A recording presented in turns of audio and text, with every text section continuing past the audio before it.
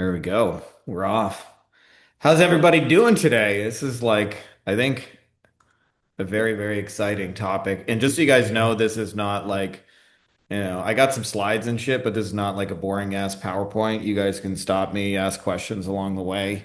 Um, you can type them if you hate the sound of your voice or you're not wearing any pants. I'm not here to judge you. Just a quick little announcement. We do have a really rocking event coming up in LA. I'll put some details in the chat. I don't have anything for sale on this other than if you guys want to come to our implementation workshop, you're welcome to join, but there ain't no hard pitch coming now or later. So I'll just put that in the old chat-a-rooski. Got about 2 weeks, but by the way, and we do have a couple spots left, but we're pretty close to full. Anyways, let me share screen and we'll get into the good shit here, guys. The good shit. Oh, that's the event I just posted. Let me close some shit here. Um, and just so you guys know, this is probably the number one question I've been asked over the last 8 years. You're me, you're starting over. Um, you want to get to 10K a month, you want to do it as fast as possible. What would you do? For those of you guys who are familiar, I did something called the 90-day challenge where I actually I got so tired of the question, I was like, I'll just do it and document the process. So I ended up just kind of there. So I think that's you. I just got to mute you there. Um, so we ended up doing something like 15.6 thousand or something like that in about 26, 27 working days. So whether you're either A, brand new at this, or B, you're restarting an agency for many, many reasons, new niche, new offer, whatever, reasons can be plentiful for that. I kind of wanted to lay out kind of the basic steps. But I've noticed kind of like a trend with a lot of different agencies or SaaS owners, whatever you want to call yourself, where they're sort of missing like a key ingredient in their recipe, and it literally just makes everything hard when you don't have it. And when you do have it, it's one of those things that all of a sudden you're swimming with the current. And I'm not saying your life automatically gets easy, but certainly the sales component of your business gets a lot easier. The getting people to pay you component gets easier. By the way, this is just a little screenshot of one of the payments we had um, in the 90-day challenge. I was mostly selling services for 2,800 to 3K a month. So there's an example. Anyways, so let me give you the metaphor that I hope will explain the missing ingredient. And I hope a lot of you guys, when you see it, you'll go, oh my God, that's the missing piece. And then we'll be able to go fill it in. And I'm going to give you some AI tools that will help you do this way, way faster than it used to take. It used to take me days and days and days to figure this shit out.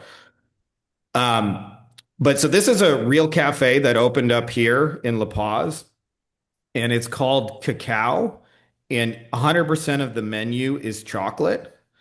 So they got chocolate drinks, and they got chocolate pastries, and they got um, chocolate treats and things you can try. You get the gist of it. They got little things on the shelf.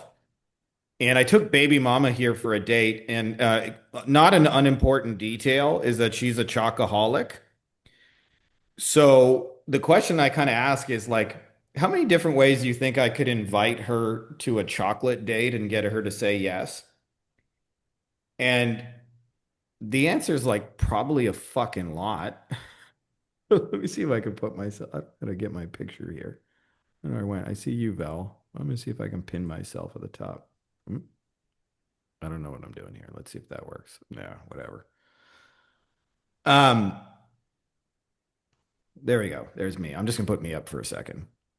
Um, so a lot of times people ask me about the media. They'll say "Oh, should I message these people on LinkedIn? Should I do outreach? Should I do cold calling? Should I run ads? Should I publish content? Should I be on Twitter?" And I'm like, the minute I know mama wants chocolate, I could text her that. I could email her. We use a lot of WhatsApp in Mexico. I could WhatsApp her. I could leave her a voice note. I could Facebook her. I could send her mail. I could fuck, like I could do that by carrier pigeon. And because she just really wants chocolate, it's going to work. Um, so chocolate is kind of the metaphor is that most agencies don't actually know what their clients really want. And it's not like you guys are off by like a great distance, but you're off by like I call it like the 10-degree shift. And if you're off by those 10 degrees, your thing is infinitely harder to sell. Um, so the assumption that like 90% of agencies have, and I typed in the ass because I'm a degenerate. I gotta do shit like that. Yeah, I capitalize the ass. Let's bold the ass and underline the ass and assume. Is most agencies just assume clients want more. More is better. More, more, more, more, more. And I'm here to tell you that they do want more, but you have to be specific about what they want more of. Because like the example I use is like, say I say I'm going to get you, more romance in your life. Would you rather have more Scarlett Johansson or more like crackhead chick who's going to be arrested, right? So like more isn't always awesome. Like more, if I said I'm going to bring you 17 more crackheads, like I don't think you get all excited about that. Or if I say, to a real estate agent, like I'm going to get you more deals, like more like a meth lab is a deal. Like this one on the right here looks pretty sketchy. Let me just see what's in the chat. Make sure I'm not missing anything here. Um, um, but like that's totally different than I can like bring you more beachfront mansions that are like bitching and balling. Like more meth labs isn't automatically awesome. So I did the food one. I don't know if any of you guys were like me, like when I was in my single college days, but like hot dogs and cereal. That was like, I don't know if I had cereal with it, but we definitely had like hot dogs and noodles. That was like a real meal of mine when I was poor. But it's not the same thing as more like I'll bring you. This is a Gordon Ramsay one. It's his beef Wellington with mashed potatoes, right? So if we just say I'll bring you more food, that includes hot dogs and cereal. And I don't even know what this piece of shit car is, but it's not the same thing as. And I also don't know what this fancy one is here. Is this a McLaren? Is that what I Googled? I don't remember. Anyway, um, so there's a lot of different ways this shows up when you don't actually know what clients want is like you can do a lot of activity posting. So I'll give you some examples of these are people doing shit and every single one of these is they just don't have the chocolate. They don't know what the fucking people want. Like once you have chocolate, the invite becomes easy. So this person's like really busy posting on Twitter. They're like posting every day and they're hustling and they're doing shit. And they're like any advice whatever and it's like you just don't know what they want. And to be clear, we'll go into this in more detail, but like 50% of your offer comes from you. You have to know if you're going to like do missed call text back or an AI receptionist or Facebook ads or build websites or do some SEO, but 50% of it comes from the market and what they're trying to do. And if you miss that, like it just gets really hard. So here's another guy. So he's like, how do you guys get clients? He's sending people a templated mock-up site with their logo, calling them, and he's like, "Do I just need to do more volume?" He's sent 300 of these so far, and no one's interested. Like that's a symptom. You ain't got chocolate, buddy. Here's another one. I hated this one. I don't know if you guys ever dealt with this one. This one was the worst one to me of the bunch. Is the last mile of closing a client, they'd be like, send me your proposal and follow up with me and chase them. And like closing people was just like, it was a lot of fucking work. Like when you think you're at the sale, you often have to touch them like 7, 10, 12, 14 more times and they ghost you and they go missing. And have you seen my proposal? There's a lot of that shit. Um, then there's just doubts of like, can you even start an agency? Like, it seems like there's too many of them. And I promise you, there's underserved problems, which we're going to get to in a second. This person says my agency's failing, so they've done 1,000 cold calls, 1,000 emails. They know their open rates, how many conversations, the booking rate, but you know what they don't know is like what the people on the other side of the email actually want. Um, yeah, I'll show you guys how to do hand raising. We'll get to that, Dean, a little bit towards the end. I kind of want to like really just hammer home this you ain't got chocolate and how to fix the getting chocolate. Because like I said, it doesn't mean you, by the way, a lot of times when people find out you don't have chocolate, metaphorically they think you need to like switch niches and change your deliverable, but it's like just a 10-degree shift. It's just a calibration. And I'll show you guys some examples that like I've done over the years, and we can do some live examples with your stuff. Um, Here's another person. What's one marketing channel you double down on right now if you had to start over? This implies that it's the channel. And usually they're asking this question because they can't seem to find a channel that works. And so they're saying, what is the secret channel? And there ain't no secret channel. It's like wherever your people on, if you have chocolate, it'll work. If you don't, it won't. This person says, I'm not connected. And I'm not saying that that isn't like a valid concern or objection, but like if you have chocolate, connections open up faster.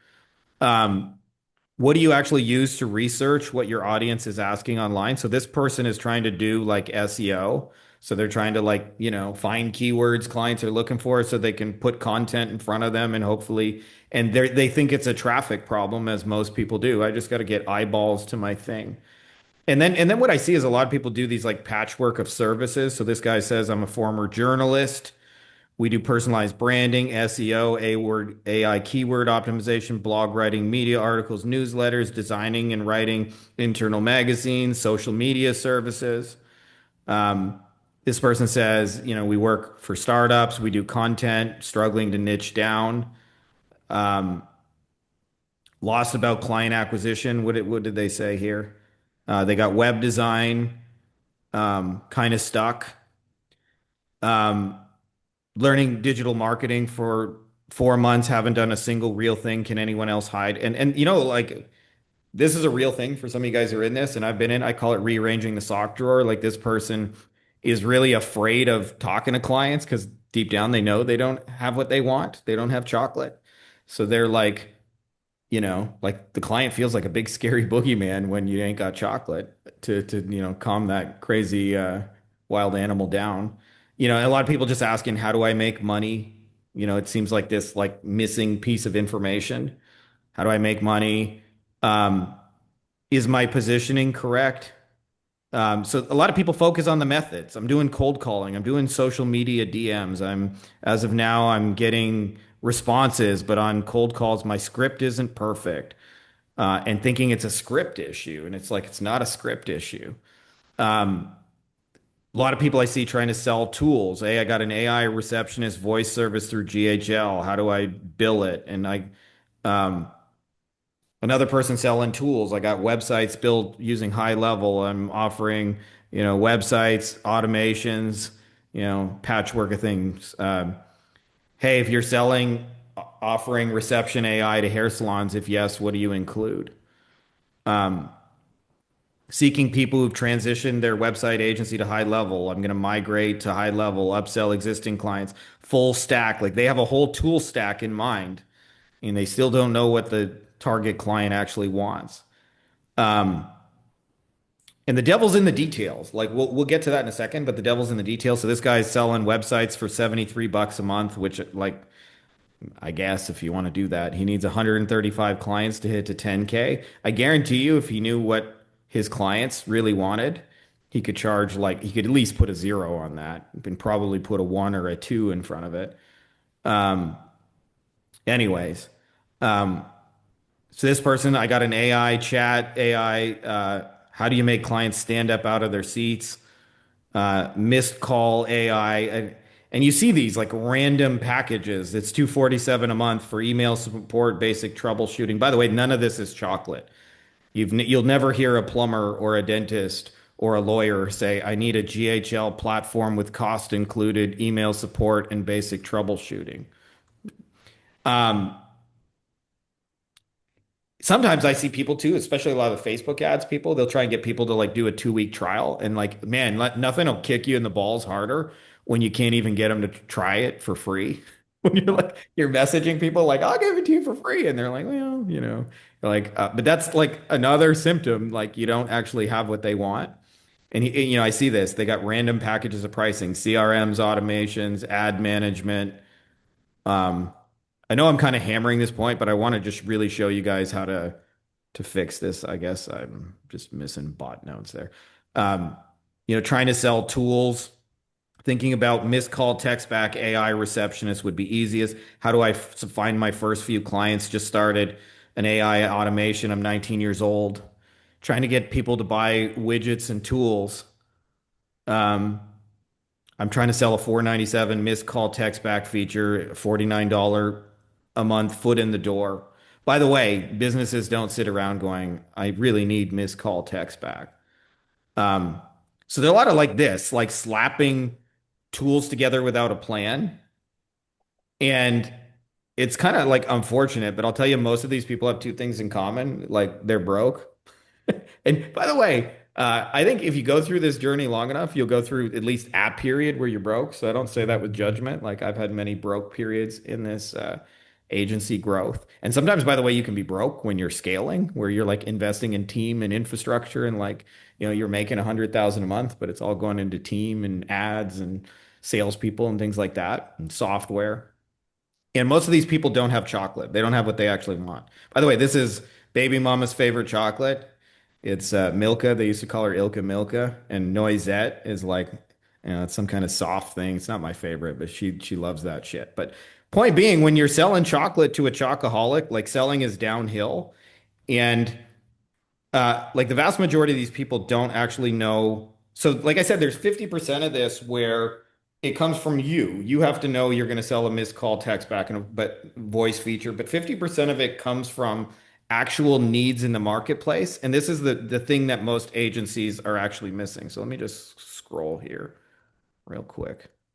Shows me like there's new chats, but so I'll tell you, like the fundamental thing that I think most people are doing when they start is they sit around, and I used to do this too. So again, no judgment, but don't do this. Is they sit around and they look at the tools, the GHL, the ads, the websites, and they go, "How can I make some money selling websites? How can I make some money selling GHL? How can I make some money, um, selling Facebook ads or whatever?" And the problem with that is it's 100% a self-serving question. So it'll only lead you usually deeper into confusion. And usually the answers your mind will come up with are like, well, maybe I could sell a this. Maybe I could sell a blank. And I've met way too many smart people that sit in a room, sort of metaphorically, mentally masturbating and trying to come up with things they think would be cool. And more often than not, what you think would be cool is again, it's not like it's not cool, but it's off by 10 degrees. So what you really need to start with are gaps in the market. And so like the actual question, and I'll show you guys how to do this. And again, I built a tool for you guys that I'll give you in just a second. But what you really want to be doing is asking like where are there unmet needs in the marketplace? And I'll show you something in just a second that hopefully with examples like this will get clear and you'll go, "Oh my God, like I see what you're saying." Um, but the basic steps, like the reason I tell people to pick a niche already, like this is my phrase, pick a niche so you can get rich, bitch, is so you can really focus on an unmet need inside of that niche. And a lot of people get stuck in this phase and they think like there are niches where you can't make money and so they like I've met people that are like 10 months in, they still can't pick a niche. I want you to be clear, picking a niche is like picking an ice cream flavor. I'm going to share everything you need. Somebody's listening to some shit. Laurel over there has got some shit in the background that's cooler than me. Um, Picking a niche is picking an ice cream flavor, meaning there's lots of good ones, like lots and lots of good ones. Like vanilla is fucking awesome, chocolate's great, Rocky Road is bitching, pistachio's good. Um,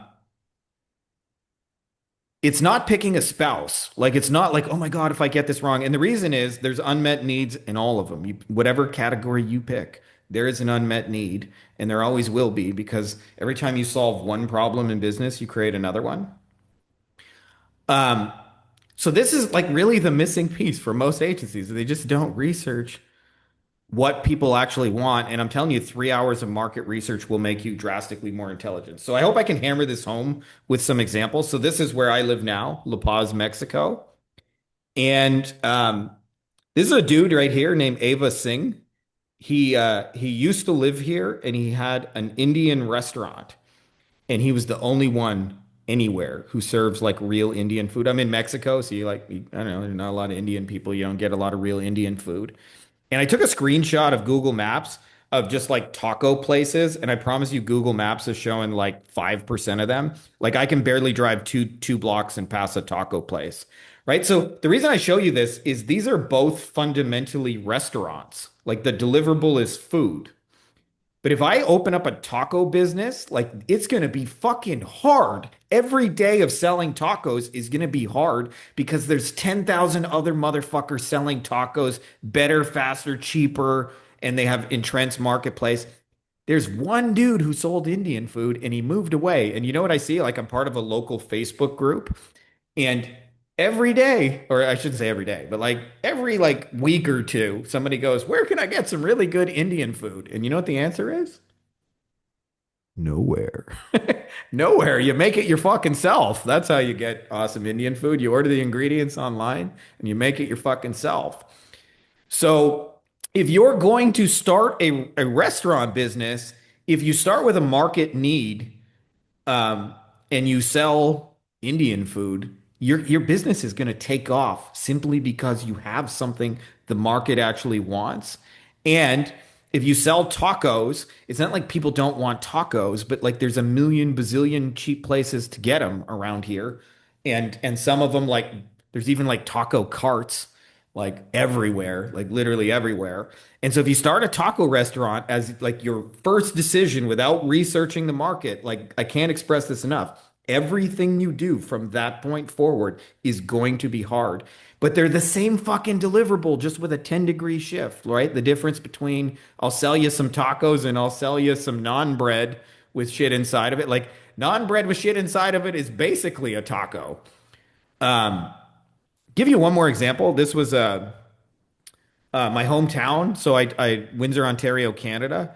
I remember we had a little accident. Basically, like a Chinese food driver smashed into a parked car.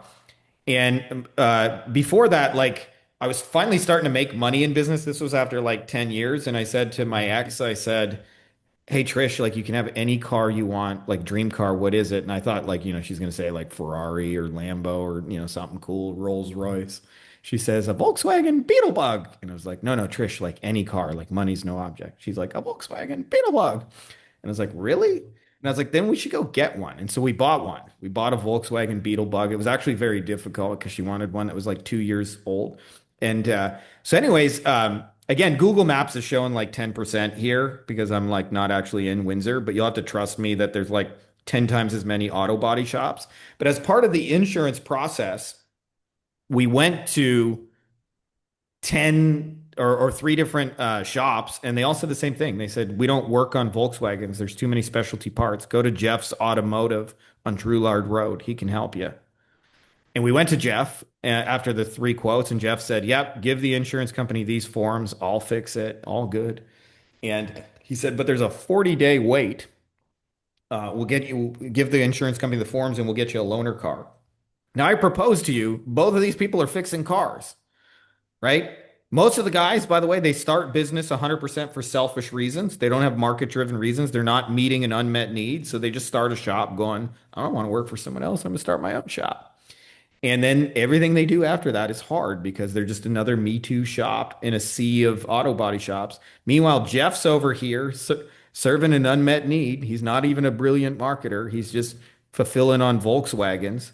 And because he's serving that unmet need, like Homeboy was backed up for 40 days. He had a line out the fucking door.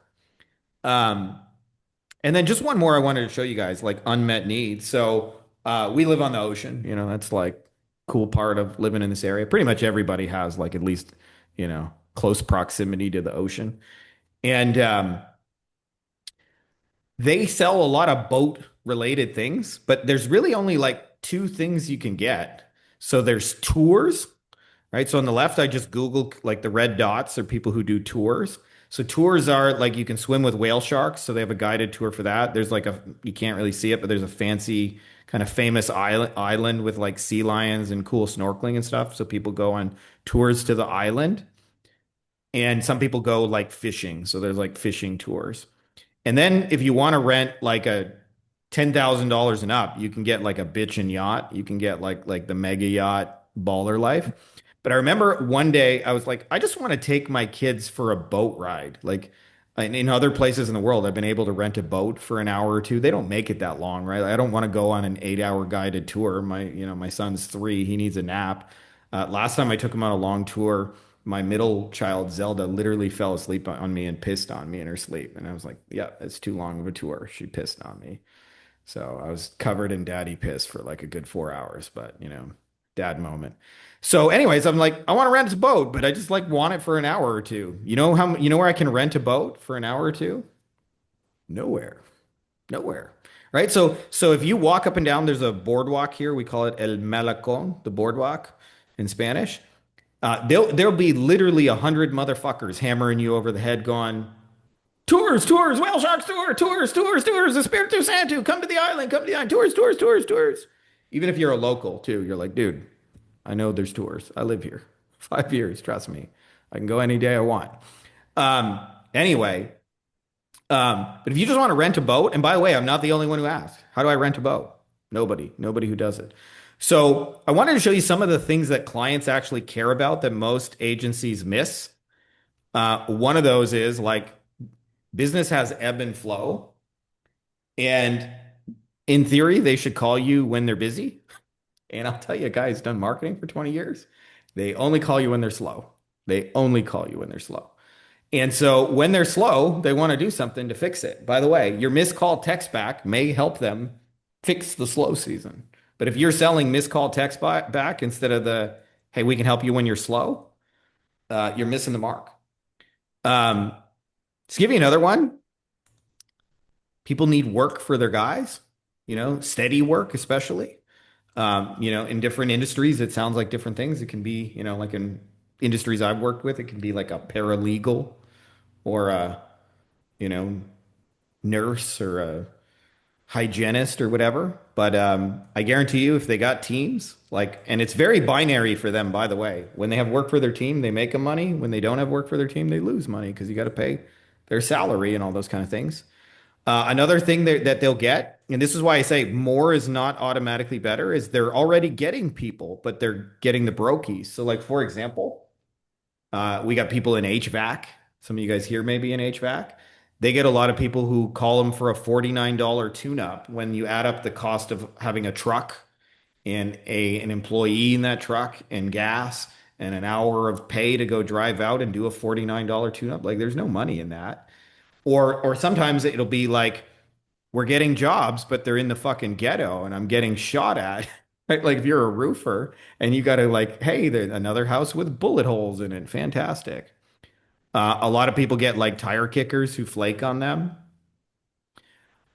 This is a big one, right? Where they're actually getting people, they're actually getting business, but it's not the people they actually want to do business with, right? Like I showed you guys that metaphor of like, um, where's the crackhead dating one? We're gonna go find some Scarlet right here. So they're getting dates metaphorically, but this is who they're getting dates with, and they're like, I really want Scarlett Johansson. I don't want the meth lab chick. Um, Let me just scroll through this real quick, get back to where we were. Um, some niches, like we got Josh in our mastermind who does jewelry. They got like $150,000 worth of inventory sitting behind them on the shelf at any given moment. They don't want like more sales and more customers. They like help me sell the rings I already fucking paid for. Um, Gaps in the schedule. So a lot of like think about a restaurant. Like if a restaurant's half decent, they're probably busy Friday and Saturday night. But a restaurant really makes money on a Tuesday afternoon because if they can get people in a Tuesday afternoon, like they're probably doing well. Or a med spa, for example, might have 2 days a week where they just can't put any bookings. Um, I guess I already mentioned don't have work for their team. And here's another thing too. Like the real problem we're solving for these people, by the way, it's a word, it starts with M. It's called margin. Is a lot of times the reason why more is not sexy to them is because they're not actually making any money after um, expenses and stuff. So if you guys have never seen this right here, I would encourage you to like pick your niche.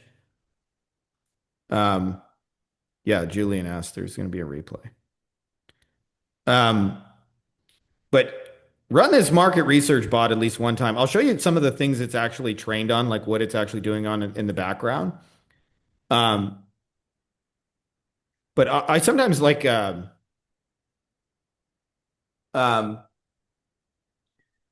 we'll just Google like what's the hardest part about being a blank and dentist, doctor, lawyer, whoever you're trying to sell, and I'll go to places like Reddit and I'll read answers. But here's a dentist. This shit is super draining. Some weeks I feel utterly defeated. You see so many patients. They all expect the best of you. One patient is super anxious, can't sit still while you're trying to fish out a root tip, doing a root canal, placing rubber dam. New patient was referred for tooth 15 2 years ago. Didn't go. She needs to be seen now. Front desk all too happy to oblige. Another patient came from a different dentist, has a box of dentures. This was the today. The constant negativity, the physical and mental draining nature of the work made me realize that this shit sucks, but life could be worse, a lot worse. That's why when I meet a fellow dentist in the wild, there is respect. This profession is utterly hard, harder than most people do to the confluence of wide ranging skills. I'll leave you one, read you one that's even better than this. Um, where is it? Field is getting saturated. Hard to make more than 120 a year. Insurance reimbursements are cut year after year. By the way, this is like a margin problem, what I've been talking about. One of the reasons why most agencies just go, I'll do missed call text back and get you more. But if there's no fucking margin on the shit they're getting now, they don't just need more like low margin work. More dental students. By the way, this is like almost an itemized list of all their problems, by the way. You can do this for almost any niche. Patients tell you they hate you quite often. Decreased patient trust due to overtreatment. Some patients have unrealistic expectations. But this was my favorite one. This is a good one just as a starting place. Patients think we have zero overhead costs. But this one right here, if you want to sell to a dentist, by the way, this is like word for word what you should be putting in an ad. It says, when you're doing a MOD, whatever, subgingival fillings on a hefterly elderly patient on blood thinner. He can't sit back all the way because back and neck issues, has a fat tongue and a gag reflex.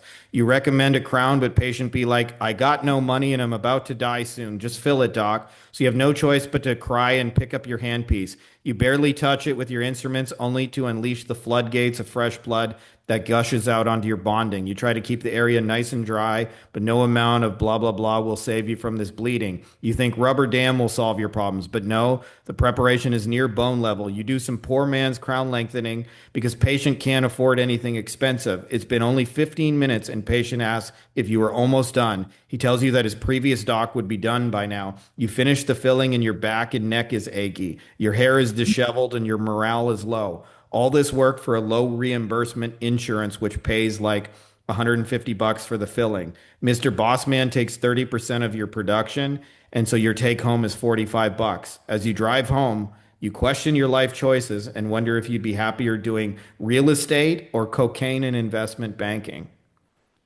Right? So, I mean, that's some like serious dental sarcasm, but a lot of people are, um,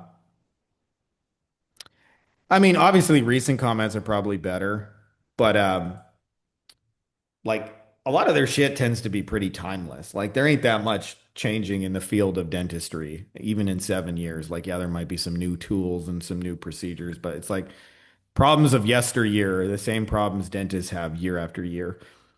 I'll show you one, by the way. This like these are like little tweaks. Remember, I said they're like 10-degree shifts.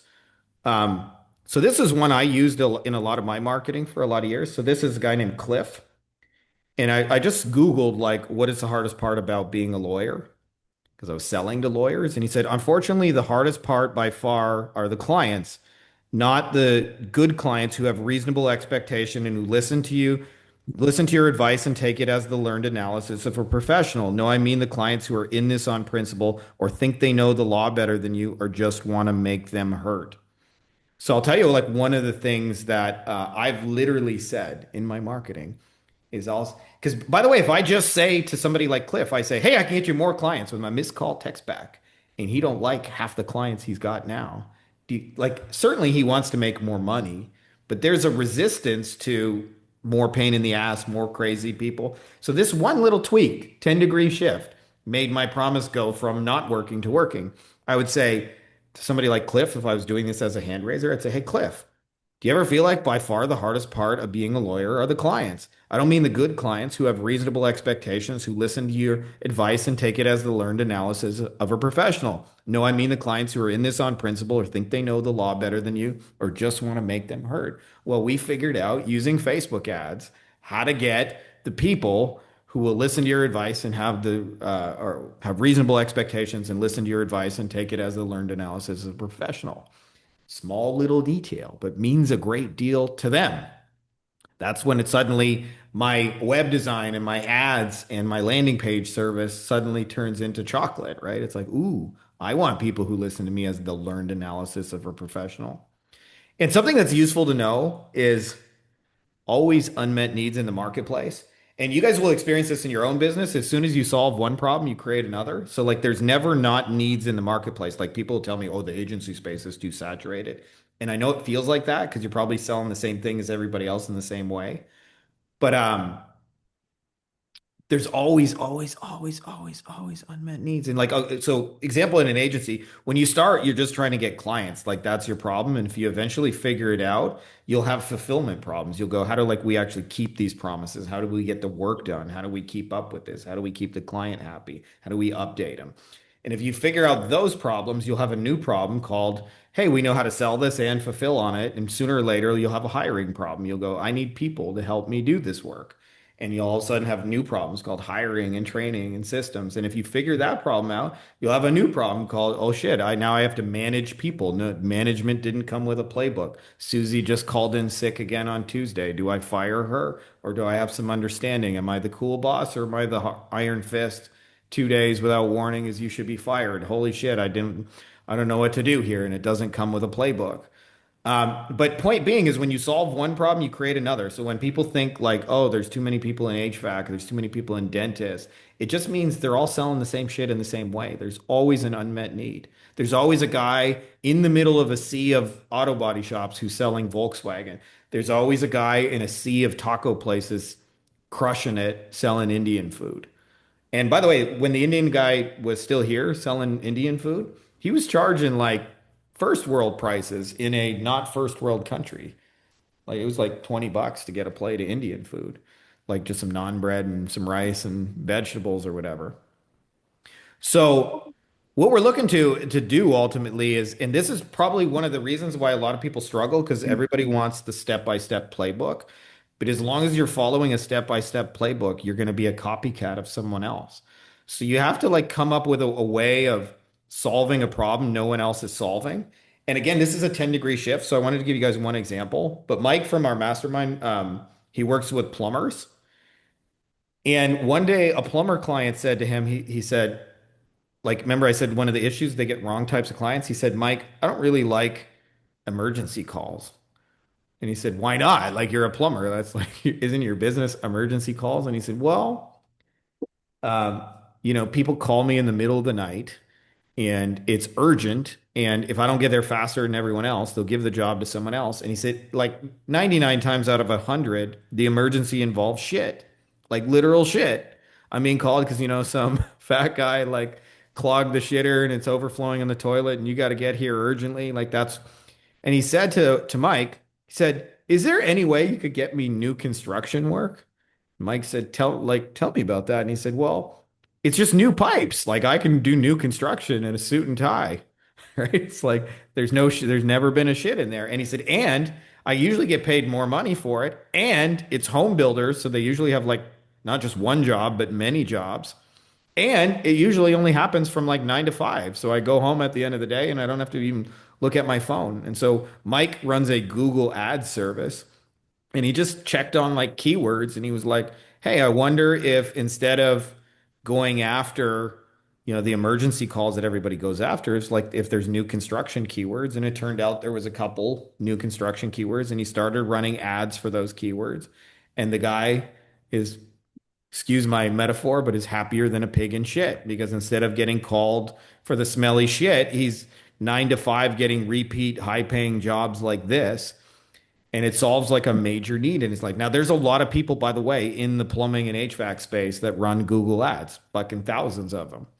But Mike is the only one I know saying, we'll get you new construction jobs. And plumbers are eating that shit up. Like, I should probably use less shit metaphors. But anyway, they love it. They enjoy. So it was a pretty simple solution in his case. The 10-degree shift was just change which keywords we're pointing it at, right? And his landing page changed a little bit and his offer. Um, I know for me, like when I was doing the 90-day challenge, one of the things they said to me is they said 90% of the jobs we don't even get paid on because insurance companies fuck us around. They lowball us and delay payments. And so my question was, are there 10% you do get paid on? And they said, yeah, these like residential category 3 flood jobs, we usually get paid in a week or two. So I was like, okay, I'll bring you those. That was my offer. I'll bring you those ones. Um,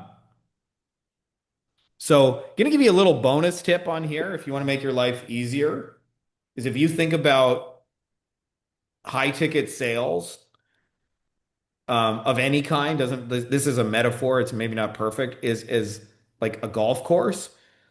Uh, there's like a complete stranger, and then they're like somebody may follow and subscribe, and then they may become like a lead or a prospect. They may schedule a thing, they may even almost buy it. And then as you get closer, you're dealing with people who actually bought it.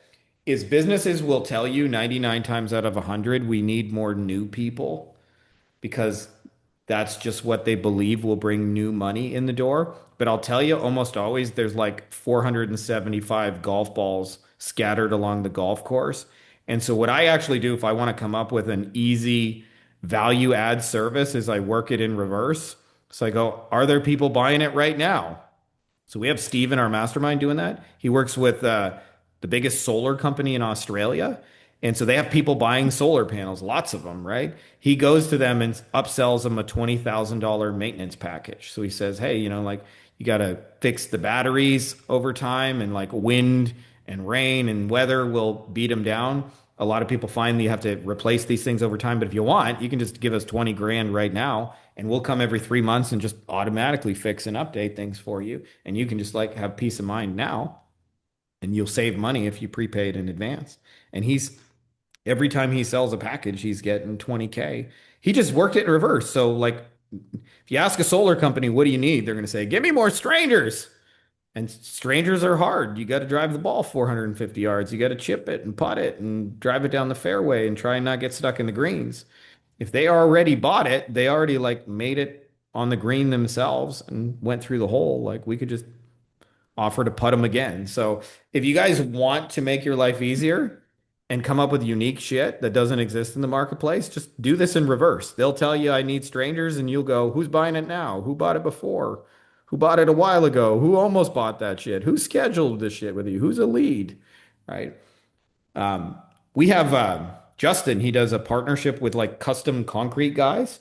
So they often what they do is they get somebody who calls them and says like they always want some weird custom shit, like I want to make a statue or I need a fancy So marble on tub. that game, 2-0, Jimenez to score. Mutant Paul. So they want like, fancy concrete stuff or whatever. And then they'll often give up that quote to somebody. And if that person doesn't buy, you know what they do with that? Nothing. And then they say, we need more strangers that want quotes from us. So Justin came in the door and he said, hey, how about I message some of these people who almost bought and he recovered, like 5% of their deals. And I remember how excited he was when he sent me a message and said, like, I just got a $90,000 check for like all these deals I closed. And they already had them in their pipeline. They just messaged these people once, sent them the quote, and moved on with life. And he just messaged them and said, like, hey, are you still interested in this shit? Like, I might have to update the prices, but I can still get you this thing built.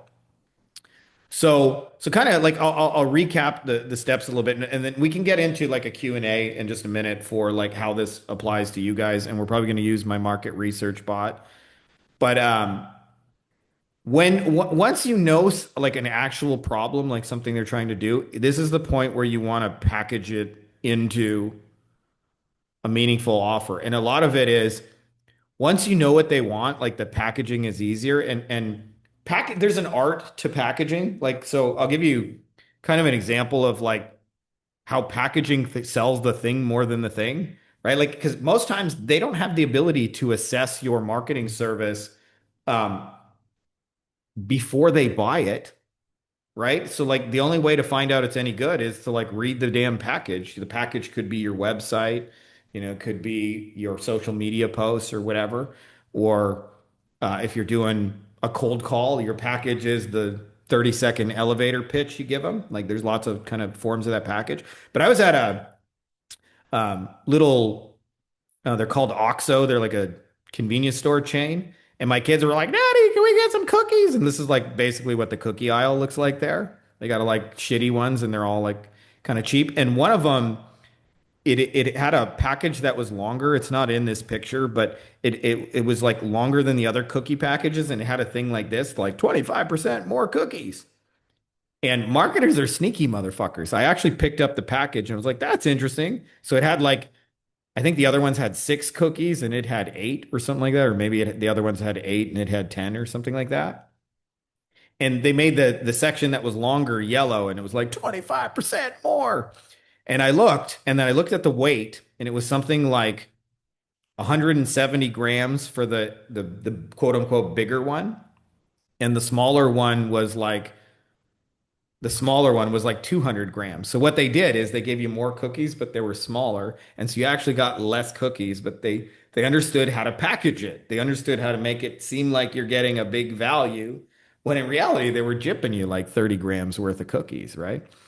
I had this experience too, where I was a friend, he had to take his dog to the vet, and they had all these like high-end dog foods. And I just laugh because, like, I see through this shit, but it makes me laugh.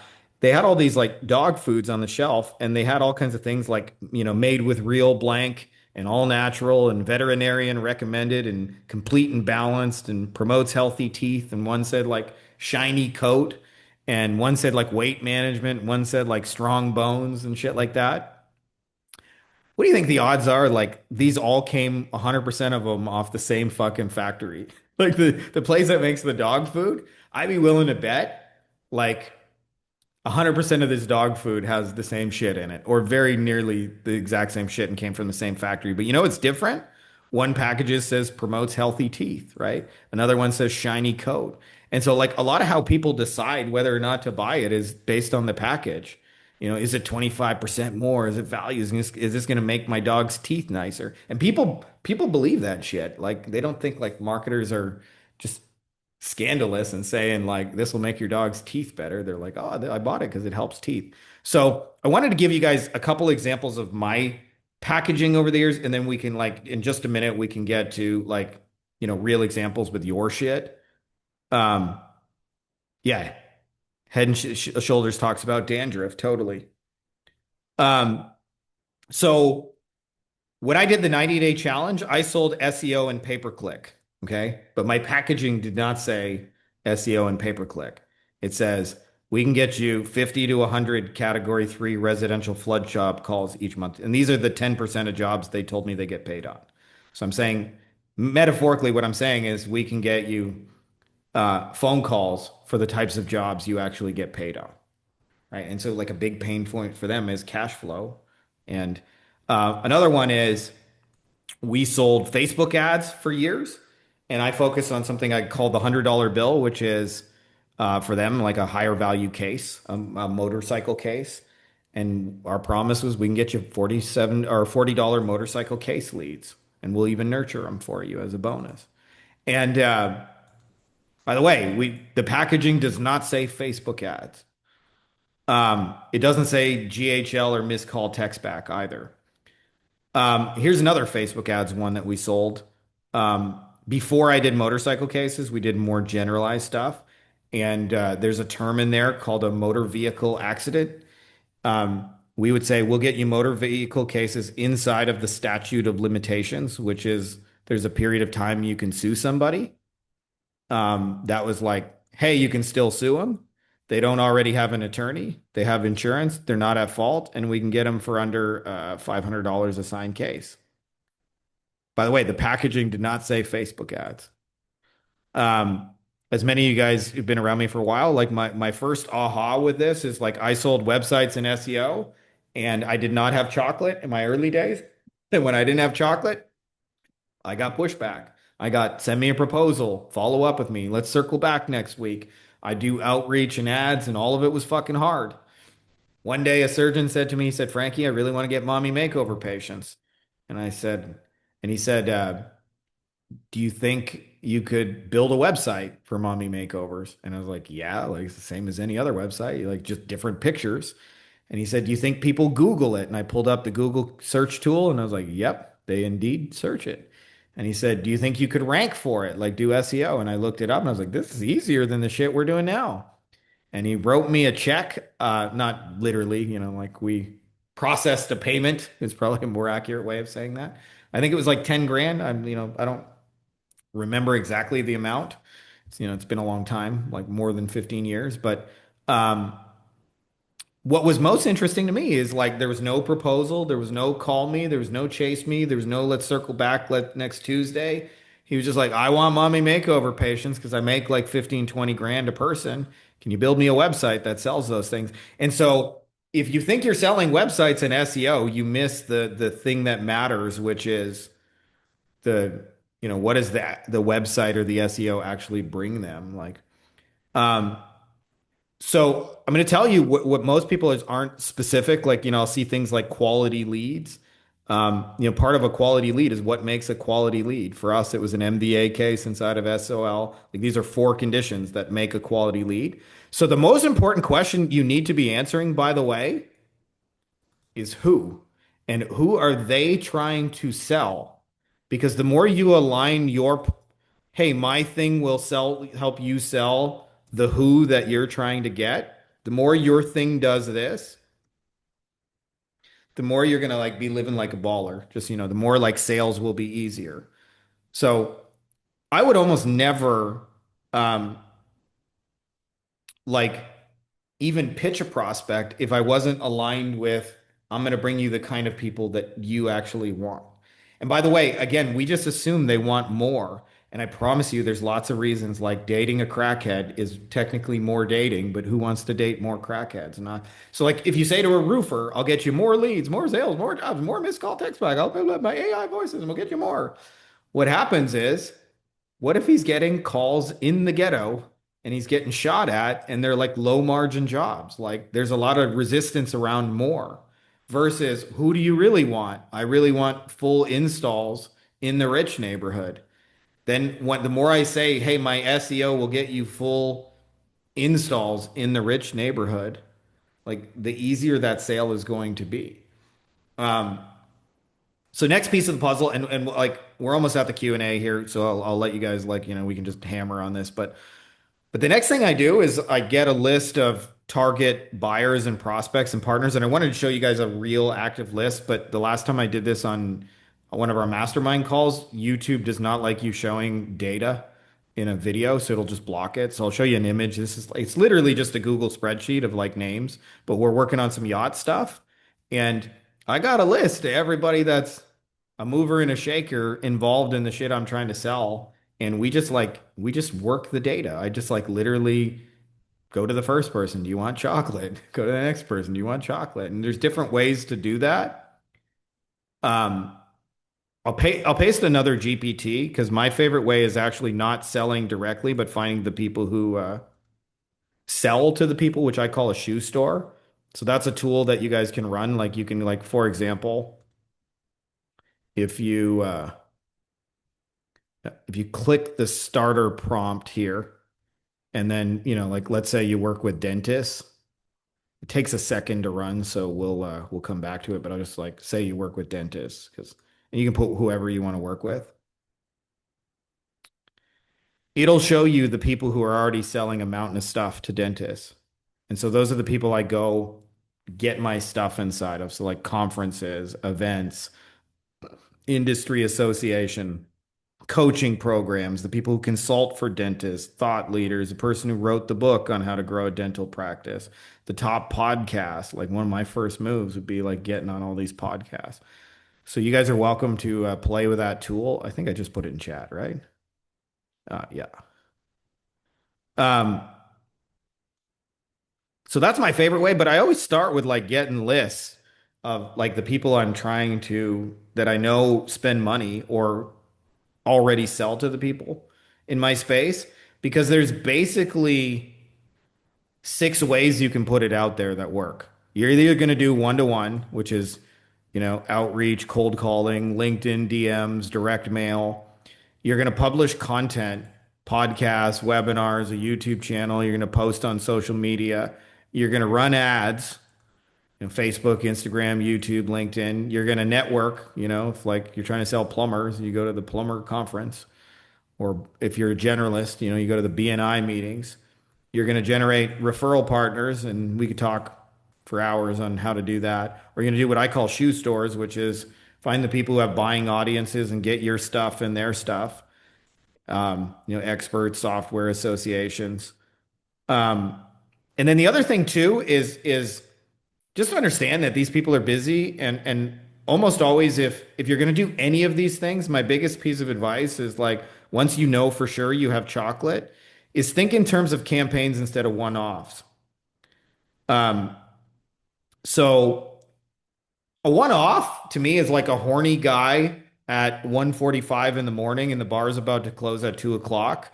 Like his strategy, if you want to call it a strategy, is pretty simple. It's like, you want to go home with me?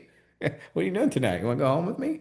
And if the person says no, he's going to just move on to the next one. What about you? Do you want to go home with me? Right? And that's it. He's got one chance to like, score, if you will.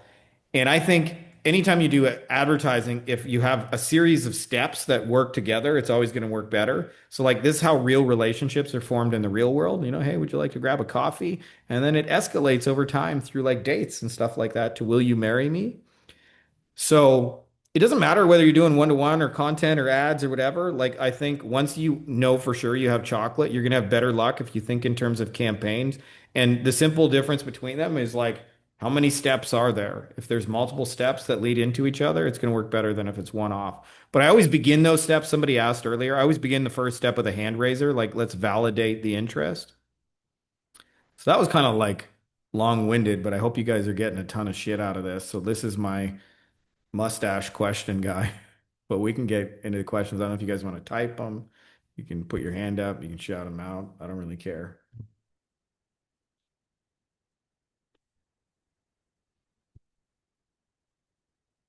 I did want to show you guys as well, just real quick, while you guys ask questions here. Actually, maybe what I'll do just before we get into questions is just recap the steps.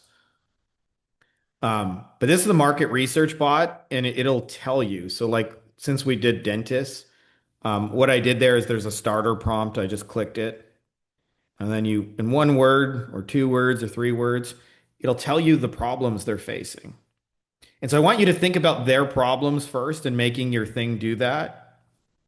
Everyone calls asking for the cheapest cleaning in town. Got issues with their payroll and overhead. Teams not always optimized, slow periods. And this is what they're doing right now. And this is what they don't like about it. These are the questions they want to know. And by the way, every one of these questions could be a service in and of itself. How do I get more implant patients? So if you have an AI voice solution that helps them get implant patients, you're going to make more money than if it just, gets more jobs, gets more patients. How do I actually attract patients who can afford treatment? So I might go more specific and ask AI, like, who are the patients who can actually afford treatment and get specific? How do I stop competing on price? How do I keep the hygiene chairs year round full? How do I get Invisalign? Um, so almost always these unasked questions, like any one of these could be a service.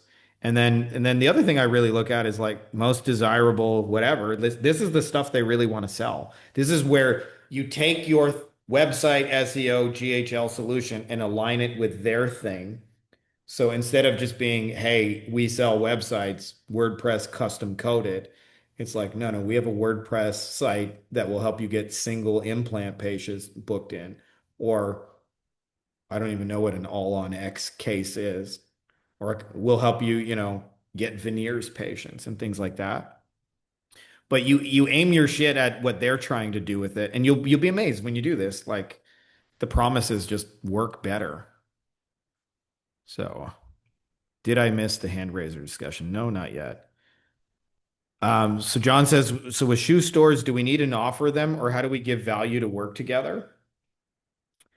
Um, so that's a little bit of a nuanced topic. So a shoe store, for those of you guys not familiar with the term, is somebody in your space who already has an audience of buyers. So for me, like when I would go to a lawyer conference and I would speak, it was not unusual to sign like 5, 10, sometimes like 15 clients. And the first few times that happened to me, I was like blown away that you could talk for an hour and then you just sign like $20,000 a month in recurring business. At the end of it, I was like, hot damn, like that's more money than I ever saw in my life. Like I was just really blown away. Generally speaking, like to get the foot in the door, John, I do one of three things. First is I just tell them I think they're cool and I'd love to interview them and share their message. It's about them. And actually, believe it or not, I find personally shoe stores easier to talk to than um, one-to-one prospects because you're not actually selling anything. You're actually trying to give value that they distribute to their audience and sort of like leading a breadcrumb trail back to you. So maybe I'll show you guys an example of this. Um, you guys are going to see all my cooking shows and recipes. Hold on a sec. Clean facts, ISSA. There we go. So let me just so this is like an example of a shoe store. So one of the things that I've also learned, John, is they struggle with consistently creating content, even though every shoe store makes a massive amount of content, is like a lot of them after the first week or whatever, they're like, I don't even know what to say anymore. Let me just see if I can search and find my name on this channel or not, or if we have to go through, see if we find it. So this was a couple of like videos that I published. So this one right here has 5,000 views. This one has 3,400. Most of these views, by the way, happened in the first 24 hours. So like 90% of them, 3K, things like that. Um, they were already publishing interviews. So I just like messaged them and said like, hey, dude, I got an idea for a cool interview. And because they already have an audience, I was able to get thousands of people. And these are, by the way, these are all contractors that follow them that pay money to be part of this association, which is not an unimportant detail. It's like who's watching those videos is the contractors who are spending, 800 bucks a year to be part of the association or whatever it is. Um, so another thing I'll do is I'll co-create content with them. And then sometimes I'll just help them with their thing without being asked to. I call it the benevolent dictators. I'll just like click on their website and I'll help them do something they're trying to do. So like this is a example shoe store. Like you can look without even being asked, you can tell what they're trying to sell just based on what's on the website. So they got a newsletter. They're trying to get people into a newsletter. They got events, by the way. If you scroll to the top, um, actually, I saw one more on the bottom. So they're trying to sell advertising, advertise with us. They got events. So they're trying to get people into the experience convention. So sometimes, like one of the things I did is I created a bunch of social posts with ChatGPT about their event and just gave it to them, said, give this to your social media person to help you sell your event. But generally speaking, as a general rule to get my foot in the door with shoe stores, is I find out what content they're publishing and then I go, hey, let me share some valuable content with your people. So one of the things like they got a magazine, so I wrote for their magazine. When I clicked here, they had a podcast. So I was like, I should be on their podcast. Then they had like videos and webinars. So when I went like explore videos, they had these like, maybe I'm in the wrong section, but they had these like ask the expert 5-minute things. So I was like, I should pitch them on an ask the expert 5-minute thing. Like that's basically the process for getting in there. Casey, how would you learn SEO? I want to build websites and sell leads or rent the sites. What type of SEO to learn programmatic SEO, local SEO? What's the difference in it all? I mean, the main difference, Casey, is are you trying to rank websites that are only trying to be found in Dallas, or are you trying to rank websites that are trying to be found anywhere in the world? Usually that's the main difference between the execution. If I was going to learn just one of those, I would learn the local version of that because I think it has more staying power. So, I mean, I don't have a crystal ball, but I'm seeing more and more information searches going to AI. But where Google still has a strong foothold is where do I get sushi? You know, if I'm in a new city and I want some sushi or Italian food or whatever, or a plumber or whatever, like that's still a Google search result for me. And I don't see that changing anytime soon. So I think the information stuff, I'm seeing more and more websites have less and less traffic because the AI summaries and stuff are eating all that up. Jesse says, did I miss the hand raiser discussion? No. Um, I'll give you the short version hand raiser. I see the next one's also. So if we're looking at like this, like, so I'll close this one where we did some, shoe stores and dentistry. But if I was like trying to validate a thing in dentistry, a hand raiser could be as simple as who here is interested in getting implant patients? And I'll show you like one of the things that I'll do that will enhance my hand raiser and my Loom thing all in one is I'll ask ChatGPT or whatever language model you use. I'll say, um, if a person was filling out a form on a website because they were interested in Invisalign, what might they say?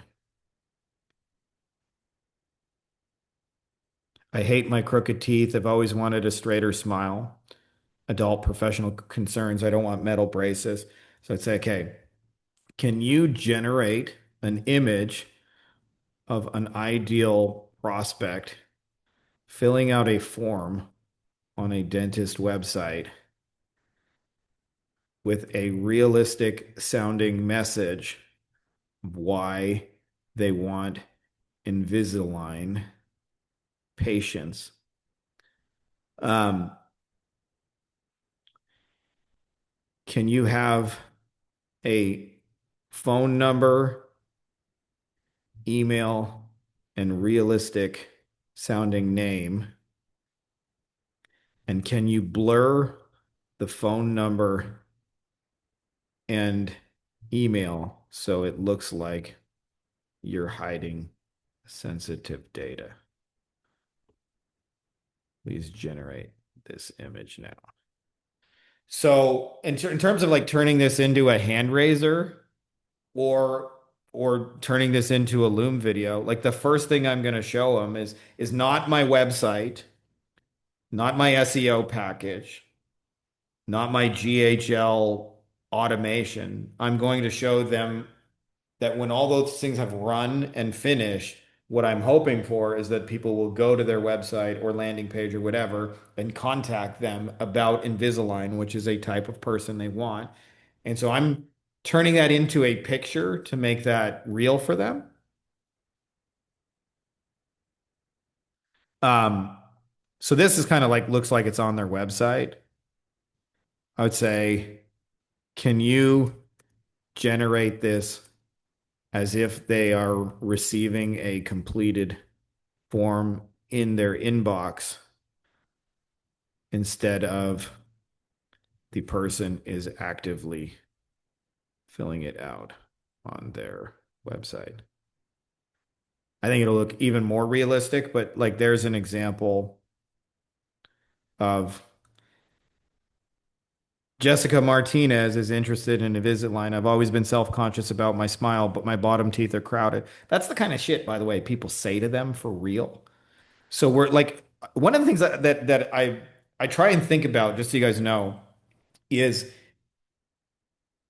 if a local business or any business really, if they really believed your shit would work, they would buy it 100 times out of 100. Like if they really believed, hey, I give this person 10 grand and I'm going to get back $100,000 in business, um, why would they ever not hire you? It just doesn't make sense to. So like the reason they don't hire you is because they don't believe you, right? Like I get cold pitched all the time. People like on my YouTube channel, they like pitch me and they're like, we're gonna get you 100,000 new viewers in 10 minutes. So like if I really believed they were gonna do that, But the reason I don't contact them is I don't believe they can actually do that. So part of what I'm trying to do with a hand raiser and a picture and a Loom video with all of it is I'm trying to like make this real. And I've learned from years of doing this that if you can make this a picture, it makes it more real.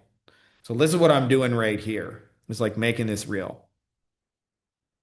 Why I'm in, Jessica Martinez email. Here's why I'm interested in Invisalign. I'd like to. So part of what I'm trying to do is I'm making this real. And one of the things I said, when I did my Loom training, a while ago is they tend to better understand micro over macro, meaning like what most people want to do is show them a full calendar and 8,000 bookings, but they tend to understand one person better than a million. So I'm like, I almost always show them one person. And then this also, besides making it real for them, also has the effect of it makes it easier on the fulfillment side because if I promise like I'm going to fill your calendar with Invisalign people, that's a big promise. That's actually hard to keep. If I say I'm going to bring you like people like this, every time we get one, they're going to be like high fives, right? Um, so that's kind of like what I'm doing with hand raisers is like in Loom videos. I'm like, okay, let's see if they really want Invisalign patients, and like, would you be interested in people like this? So I hope that you guys are seeing the power of this. And like, the story I used to illustrate this, I don't know if any of you guys can relate, but I used to have a lot of like family get-togethers for like 13, 14 years where I'd run into my mom or some of my brother, and they would always be like, they'd always say like, "What is it you do for money again? Like, what is it you do? Like, I know you told me before, but like, what do you do for money again?" Like, and they would ask really dumb follow-up questions like, "Is this legal? Is this and like I just heard there's scams on the internet. Like, you're not going to go to jail for this, or like people sell penis pills." I'm like, "Yeah, mom. I'm like the greatest Viagra salesperson ever." And one day, I had just finished a lawyer conference, and she asked me like, same question she'd been asking me for like 13 years, and I was like. She's like, what is it you do for money again? And I just been at the conference, so I showed her a video. I was like, oh, this is what I was doing. Like, here's me talking. And she was like, can you send me that video? She sent it to all her friends. She was like super proud of it. Like, look at my son. He's speaking in front of lawyers. Isn't it great? And she never asked me again, what do you do? Never. Be like, and I realized like if you can show people visually, they just get it faster. And it also has the simultaneous effect of making it more real, right? Like I can bring you people like this. So that's how I apply it to a hand raiser. I hope that helps. If you guys want, we can do some specifics with yours. Um, it's a little bit of a loaded question. So Jasmine says, if a hand raiser doesn't get attention the first time, do I keep posting it or do I change? Uh, somehow it's cut off. Do I change what? Would I get them until I get responses? So there's kind of two things to troubleshoot in there. One of those is this actually chocolate? Is this what they actually want? And then the second thing to troubleshoot in there is, are there enough buyers on the other side of this actually seeing it? Because both of those details can break it, right? Like if I post right now on my feed and I say, hey, dentist, I can do blank. I don't have any dentists in my friends list or whatever. So like I won't get any meaningful data. It's kind of sort of a tree falls in the forest. So, but usually if it's something they really want, you'll usually get a sign. Like I'll tell you, like before I sold motorcycle cases, I'll actually show you guys the hand raiser that I used. Hold on a second here.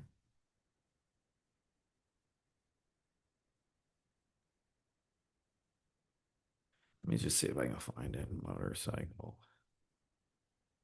Should be an image.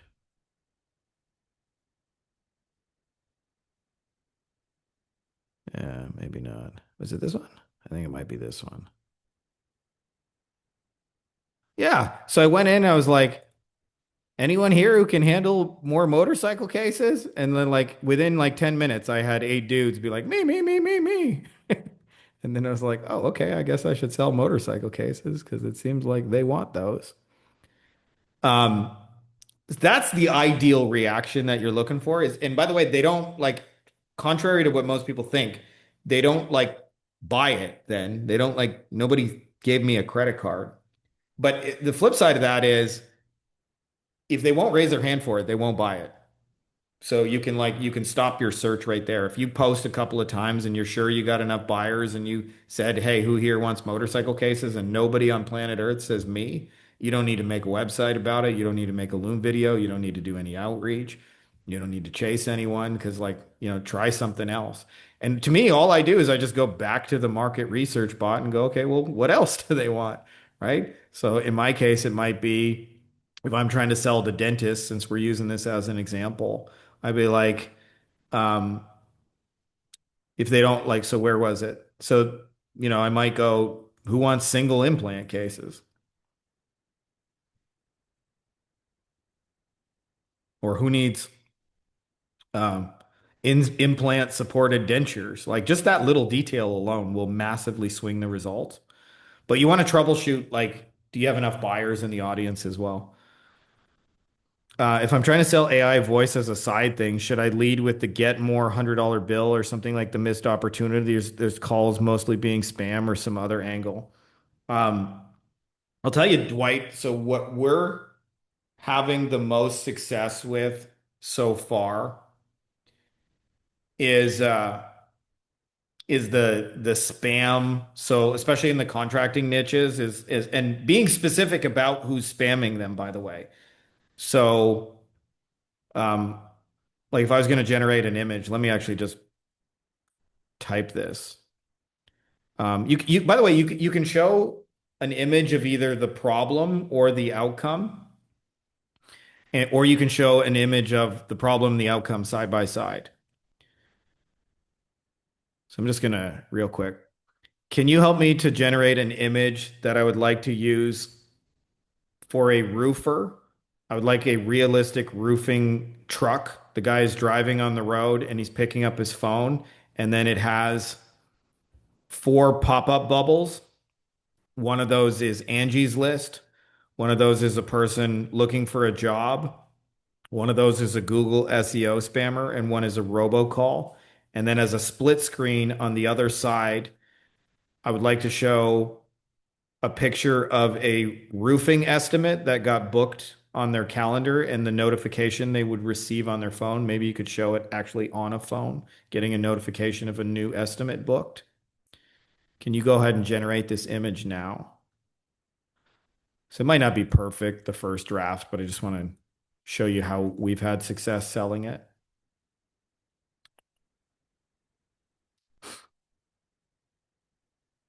We'll come back to that in a second because it'll take a mess or a second to generate. If my deliverable is something like missed call, text back, voice AI, solution database, reactivation, automated follow-up, I'm more limited in my position in comparison to lead gen, for example, right? Since I don't have control over the type of people they get, how to create a kick-ass offer in that case. Gal, you can still aim it, right? Like let's say I'm doing a database reactivation for maybe if you tell me a little bit more about actually let me just show this one since it just generated it real quick and I'll come back to that in a second. So, if I was selling this AI voice solution to a roofer or whatever, I'd be like, hey, Mr. Roofer, like, how often do you get a call? You're in the truck and it's either Angie's List, someone looking for a job, the Google SEO expert, or the robocall just selling you some bullshit. What if instead you could just get notifications of the new estimates booked and show up on your calendar and you never had to talk to any of these dipshits again? That's how I would open that conversation, just so you know. Right?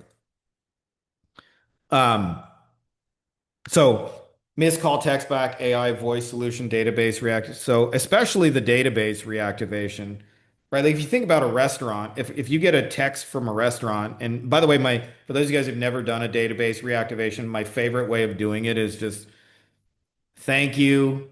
We appreciate you so much. We miss you. We wanted to do something cool to get you back. That's why we're offering blank.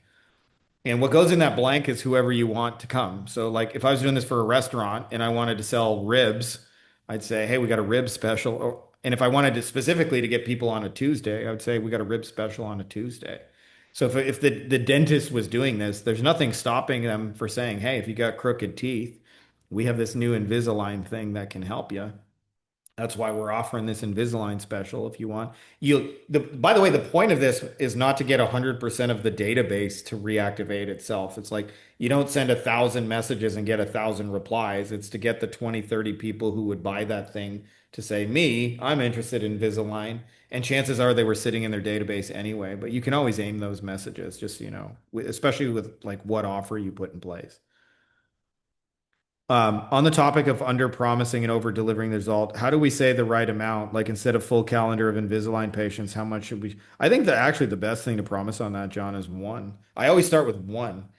The only reason actually on the 90-day challenge, I promised 50 to 100 phone calls is because I had a white label partner, and I was like, Lane, have you ever done restoration before? And he's like, oh yeah, like dozens and dozens of times. And I was like, so what happens when you do the SEO? And he's like, yeah, usually they get like 100 to 200 phone calls a month.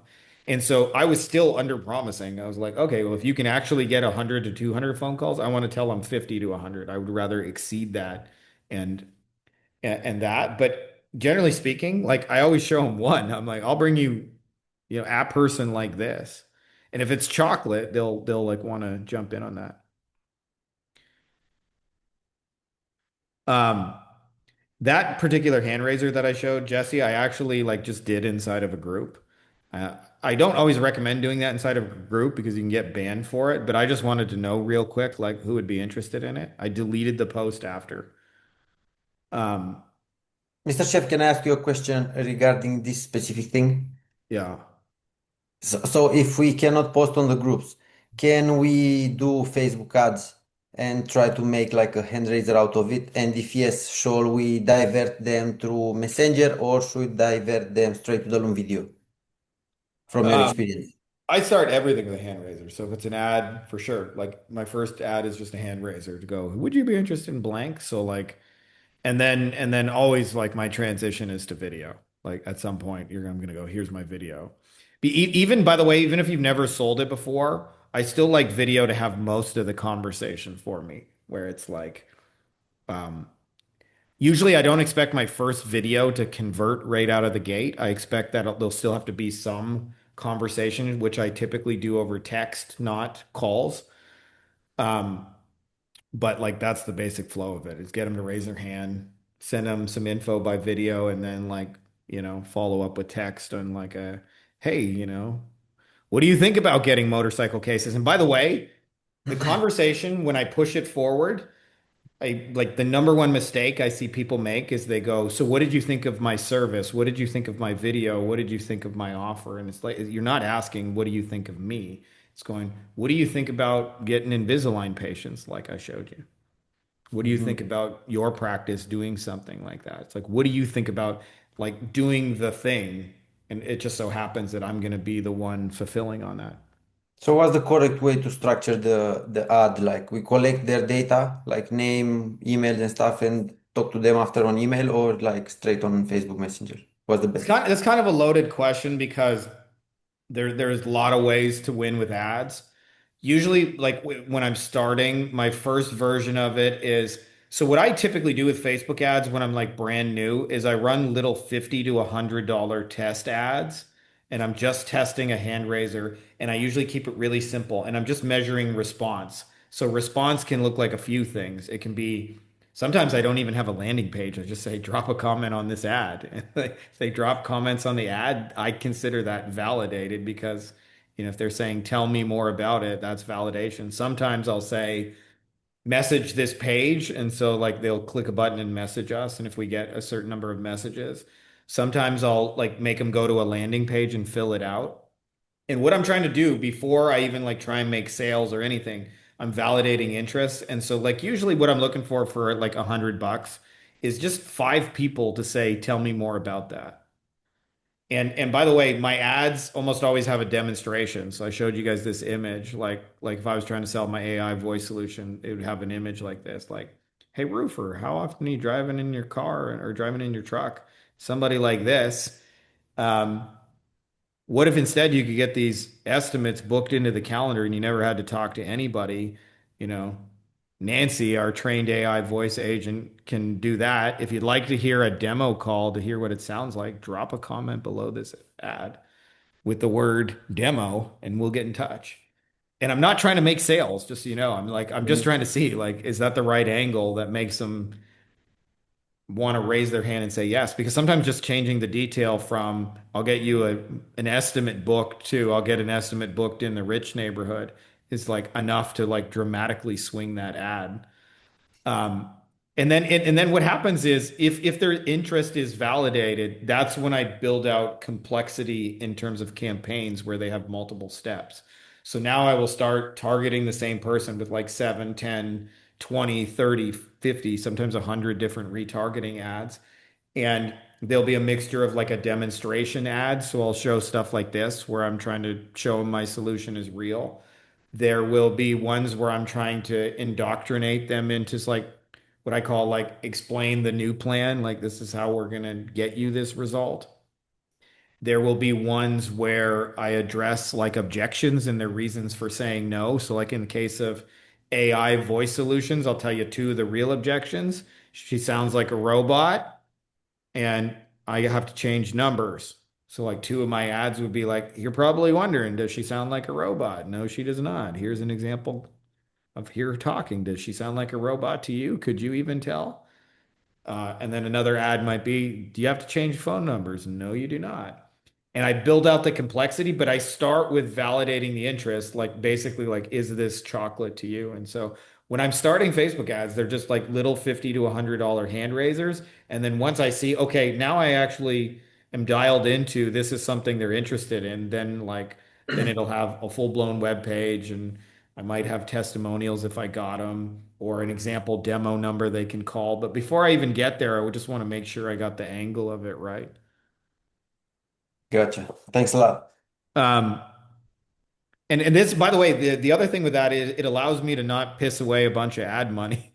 That's the other reason I do that because I just hate fucking losing money on ads. I just hate it. Like I love when ads make me money and I hate when they lose me money. And so I'm okay with like personally, I don't know how you guys feel, but if I lose like $100 on a test, I'm like, that's okay. And so but I would rather know in front of like a real dentist or a real roofer, would they actually buy this?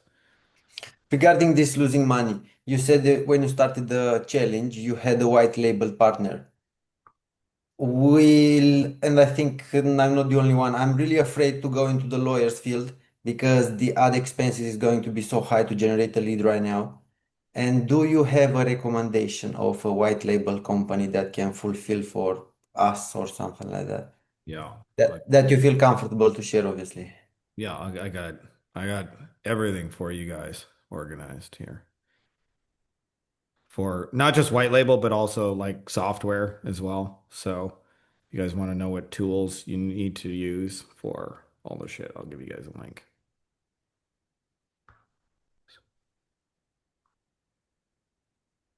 You are the real Mr. Chef. I try, I try. These are just mostly like a lot of the vetting comes from our mastermind folks. Like they tell me who they tried and what their experience is and all that. Um, Amazing. Jasmine says, when you're in the Facebook groups for your niche, are you interacting with the members in the group before sending them a friend request or just locating buyer questions and then sending friend requests? Usually I'm just friend requesting. I mean, it doesn't hurt if you engage with them first. So sometimes I will engage, especially if they like ask a question and I know the answer to it or I know an answer to it. You know, I might even send them a message, go, hey, I saw your question about blank. But generally speaking, I'm just friending them. But as a general rule, Jasmine, I think if you're friending plumbers, or I'm not saying you are like, but your profile needs to look like you work with plumbers. Like I think the number one reason friend requests don't get approved is because it just looks random. Like, I'm sure some of you guys get it too. I get a lot of the fake hot girl profile where there's just like one pic and you can tell like it's a new profile and you can tell it's not real. So like there's a lot of those. And so like those just get deleted or they stay in limbo. But if I'm like, oh, if I know we're in the same industry, um, especially if your profile says chocolate on it, if it says like if I'm friending a dentist and my profile says, "Hey, we help dentists get, you know, Invisalign patients," and has a example email form, they're far more likely to approve that request. So I look at my like social media profile like it's a landing page, basically. Um, What sources does your research bot get the info from? Not just Reddit. Um, a lot of it actually just came from me, Michelle. Like I programmed it on like all the business like so I've been doing this 8 years and had like I don't know thousands of agency conversations and also like thousands of conversations about clients of agencies. Um, so you just see the same shit over and over and over. And so I just started making lists of it and then I trained the bot on like because what I realized, Michelle, it's like a lot of the problems are the same in every industry. Like I need work for my guys is like a universal problem for service businesses. But the guys or gals or whatever, they look different depending on the niche. So, you know, if it's a plumber, they're looking for their crews. If it's a dentist, they want the hygienist. If it's an e-commerce store, it might be their virtual assistant. So the guys have different names, but it's kind of always the same problem. So what I started to do is like just program all the problems into it and then go. Um, so a lot of it actually first just came from like these are just real conversations we had.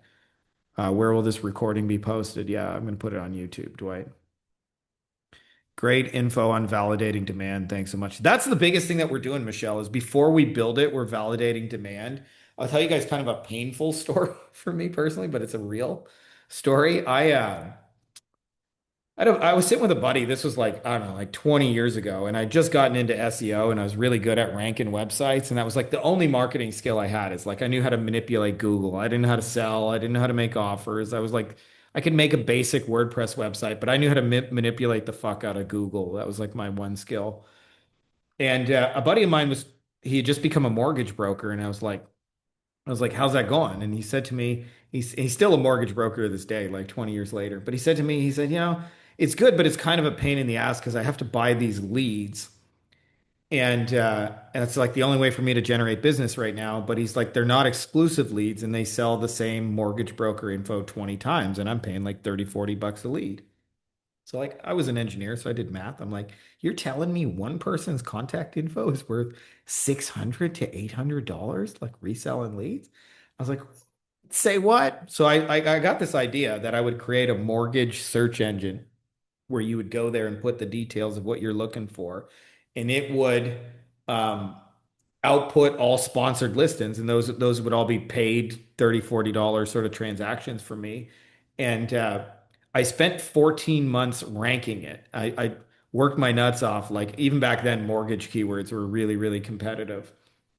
And when I finally got to like number two in the search engine where I was getting real traffic, not one person filled out the form, not one human being.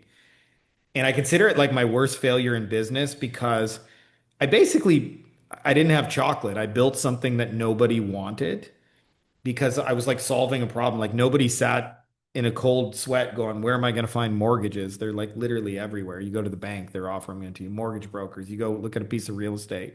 Hey, can we qualify you for financing? So I was trying to solve a problem that nobody really solved. And why I consider it a failure is because I could have posted on like Craigslist or the Canadian version, Kijiji. Like I could have posted on a classified site, hey, who'd be interested in this? And when I got crickets, I would have known not to build it. And so for me, I worked at it every day for like 14 months and hustled and hustled and hustled. And I did all this like nerdy Google shit only to end up making zero. Like I literally made zero from it. And I didn't know how to fix it. And if I had validated it first, I would have known not to build it. And then the flip side of that is also when I validate it first, I already know it's going to sell. So like Russ is in our fast starters program and he's working with coaches now to help them build out like AI tools based on their content. So like tools that help people execute and answer their questions about it. So like for example, like he was talking to some guy who's like a options trader. Well, you got all these questions about trading options, but you can't always ask the guy on the YouTube channel. So he like, hey, you can ask the AI bot and it's programmed on all his videos, so it knows how to like guide and direct you for what you should do next. And um, what I was going to say with that is like he was saying like, how do I get these on board? I was like, give them a hand raiser where they can just go to their audience and say, hey, I'm thinking of building this tool. Who'd be interested in it? And if 25 people say me, that guy's far more likely going to want to pay you money to build that tool when he knows that like when he's finished, at least 25 people are interested in that, right? Like that's validating interest. So he was like, how do I sell this to them? I'm like, no, no, no. Get them to validate interest and they'll almost beg you to build it, right? Because it's like, once they know, people are waiting in the works to give them money to do that. Um, is the demo voice call setting up a dummy AI agent they can call enough of a first date? Yeah, totally. Totally. That's what we're doing. But we don't lead with that. Just so you know, like that's what everybody's doing. It's like AI voice agents, call her. We're doing the, hey, if you never had to talk to like pull over on the side of the road and get those spam calls ever again, and instead we could just replace them with bookings, would you be interested? Because that's really what the AI voice agent is going to do for them. The other angle we're sort of testing with that, Dwight, is the evenings and weekends. Um, so evenings and weekends, like, hey, you're doing a great job answering your phone. But what happens when people call you Friday at 9:30? You paid all that money for ads and SEO. Like, do you really want to throw those people away? Um, Here's an example of some messaging I'm sending on LinkedIn. I help roofing teams recover missed revenue from old leads and tighten follow-up. Mind if I share one quick idea that booked an appointment for? Would love to connect. Hi, Doug. I've spoken to. Um, Hi, Ryan. Many roofing companies that generate a lot of leads lose opportunities when older leads stop getting follow-up. Here's a 2-minute video. Yeah, so I'll tell you, Mr. Spec, if I was going to tighten these, first thing I would do is remove the word I. If you start with I help roofing companies, like it's about you and they're not going to care. Um, the format that I've always used is like I start with like saw or noticed. Um, saw you guys are serving all of Chattanooga County. Like that's about them. And then say, in your case, if they're old leads and tightening follow up. Um,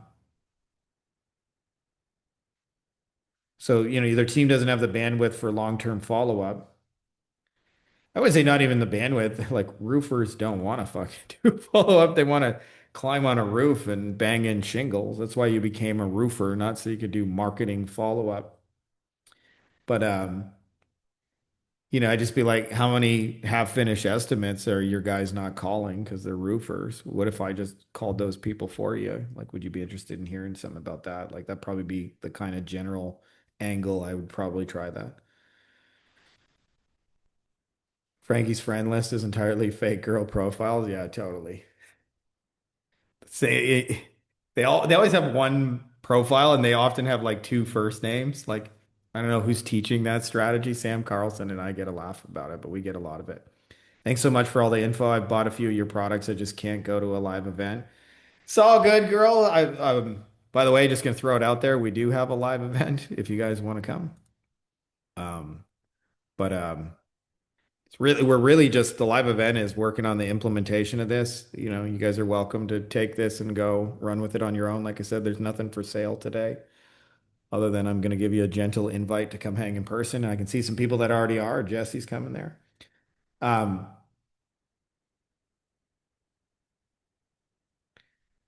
Jess, I'm just reading that. Okay, make sure I got it in the right. Jesse, that actually might be the biggest frustration I have in my day job that I haven't been able to express as well before. Leadership. Just stretch this out because it's like format weird for me. There we go. Um, it's like something here that's like blocking that part of the text. Leadership has us building peanut butter cake and strawberry ice cream when we have no idea if the users really want chocolate. Yeah, totally. Software people, because I know you do software stuff in your day job, like they're notorious for that, like building features that nobody fucking asked for, and like they think it's awesome. Um, I don't think high level like GHL is a perfect software, but I'll tell you one of the things that they do really, really well is they build shit that people actually ask for. Sounds like a small detail, but it's not. Right? It's like, you guys need this shit. But yeah, software people are notoriously guilty. If you have no audience, how do you validate interest? Are ads the best way? Ads are our way. I typically, John, like what I'll do is I'll add a few hundred of the people to at least have somebody to validate. So like if I'm trying to sell to dentists, I'll go in dentist community and find active buyer dentists in those communities and I'll friend a few hundred of them. And then I'll post from my personal profile. to the dentist to see who's interested. I usually only turn on ads personally to amplify shit when I know it's going to work, or if I want to use hand raisers and use money to like validate it faster. But there's more than one way to do it. But like a lot of times people ask me this media, that media, should I do it in email? And the reality is, any way you can realistically put it in front of a dentist is valid or whoever you're trying to reach. But like a dentist won't fundamentally give you a different answer on LinkedIn. Like a lot of times people ask me questions that sometimes make me scratch my head. They're like, I sent this offer on LinkedIn and nobody responded. Should I try cold emailing it? And I'm like, did they actually see it on LinkedIn? And they're like, oh yeah, yeah, they saw it. I used the sponsored in-mail to make sure they saw it. I'm like, well, then they don't fucking want it, right? Like you sent this to 1,000 people and not one person said, tell me more about it. Like you need to change the angle. Like that's them telling you what you just said to me is not chocolate. Um, See you, Kyle. Kyle's got another meeting, live event. Yeah, I'm going to LA. Looking forward to it. It's gonna be gangster. Just bought your book, Sheriff. I will eat till Sunday. There you go. Appreciate it. The gatekeeper for roofers always says they have the follow-up really dialed in, which I know is bullshit because 40% don't even answer their phone. Yeah, Jason, we talked about that. So interestingly enough, if you sell follow-up and missing calls, Eugene Schwartz talks about this in Breakthrough Advertising, but he says the levels of market awareness. He says most people are not um, like when they try and write messages, they're not really sure where the market is at. And he says you need to know like there's different levels. So there's like, are they problem aware?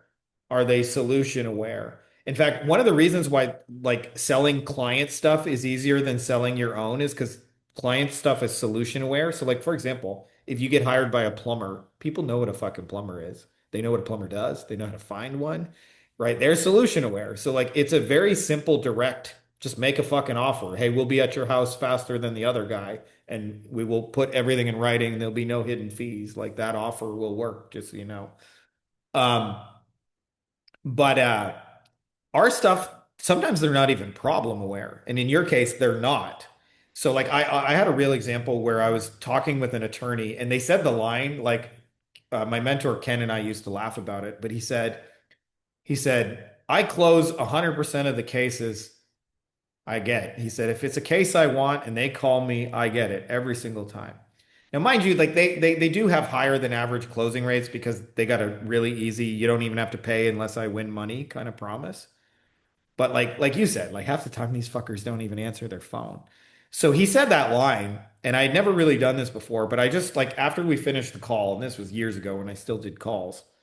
But I hung up the phone and I called the front desk and I was like, hey, my name's Frankie and I hurt myself in a car accident. My back hurt. Wondering if all you could help me. And I watched them just fumble and bumble it and do stupid shit. And they said, well, I'll call you later. And I recorded that whole call and I sent them an email like 5 minutes later. And I said, do you still think you close 100% of the calls? He ended up paying me 40 grand to like get his front desk in order and all that shit. And like as a consultant to fix, all of that. But he didn't even realize he had a problem. So we're building something on the AI voice front where this is kind of sneaky, but we're using GHL. GHL has an option to send ringless voicemail. So it calls somebody's phone, but it actually bypasses ringing and just goes straight to the voicemail. And so we're calling them up and going, hey, you just missed a job. You just missed another job. You just missed a job. You missed a job. But by the way, we got this AI voice thing. But we know they're not problem aware, so we're using that to make them problem aware. We're leaving them voicemails. We go, missed again, missed. You just missed again. No, no, no, no, didn't get a call. Could have been a $40,000 job because you didn't fucking answer. Yeah, I will have another live event. Part of it, so Dwight, um, because where I live in La Paz is like beautiful and it's amazing, but it's always like it's a real bitch for me to get anywhere because like it's a tiny little regional airport. And in the last 6 months, they introduced direct flights to LA. So LA is the one like US city I can get to in 2 hours with no bullshit. And I ended up posting, hey, I'm thinking about doing a live event. And I listed like three, four cities I was considering. And I was like, which one of these would appeal to you most? And the greatest number of people said LA, which is like, that's a hand raiser too, by the way, just as a little side lesson. But but I'm like, fuck yeah, that's the one place I can get to. That's not like a real bitch for me. And I have like, cool friends in LA. So it's like it's a double whammy. It's like I get there easy. So I plan on doing more for the simple reason that LA is not like brutal for me to get to. I leave 10 minutes from my house. I get on a plane in 2 hours, I'm there. Like, I got invited to speak at a conference in Arkansas. And I had to go from La Paz to Mexico City, and then I had a layover for like 3, 4 hours there. And then I went from Mexico City to um, where did I go? I don't know. It was a major hub. And then somewhere in there, I think Dallas maybe. And then I went from Dallas to Little Rock, and then I had to rent a car in Little Rock and drive an hour and a half. And it took me like 25 hours from my front door to get there. And I was just like, I was just worn out. Like, and then I got to do the whole thing in reverse. And it's like, it feels like an entire work week just to go to the damn event. So because I finally have in the last 6 months where like an easy way where I can on the West Coast do it, I will definitely have another one. Thank you, Frankie, for always answering my questions. I got the book on Audible. I'm going to get the physical copy this week. I dig it. I'm a physical copy person too. Appreciate your support, and I hope you guys get tons out of it. Thanks for answering all the questions, Frankie. You're the best, most handsome, and largest schlong in Mexico. Those are just the facts. I appreciate that, John. Obviously, I'm packing heat. I wouldn't have 3 kids otherwise if it was. Actually, that's not true. The Asian stereotype, there's a billion Asians, right? So maybe I'm secretly not, but I appreciate that.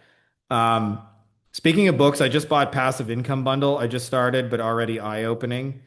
Yeah, Jesse, on that front, like actually, just so you guys know, when I teach growing an agency, I'm actually teaching the principles of the second group, which is get distribution first, not try and sell your thing. Get the audience first, and your stuff will automatically sell if you're just in front of a lot of people. Rick, what's up, brother? Hey, Frankie, sorry at the day job, so late to the party. I'll have to watch the replay. Are you sharing the document by any chance? I can, for sure. I'll just like give you guys the document now if you want. Right now.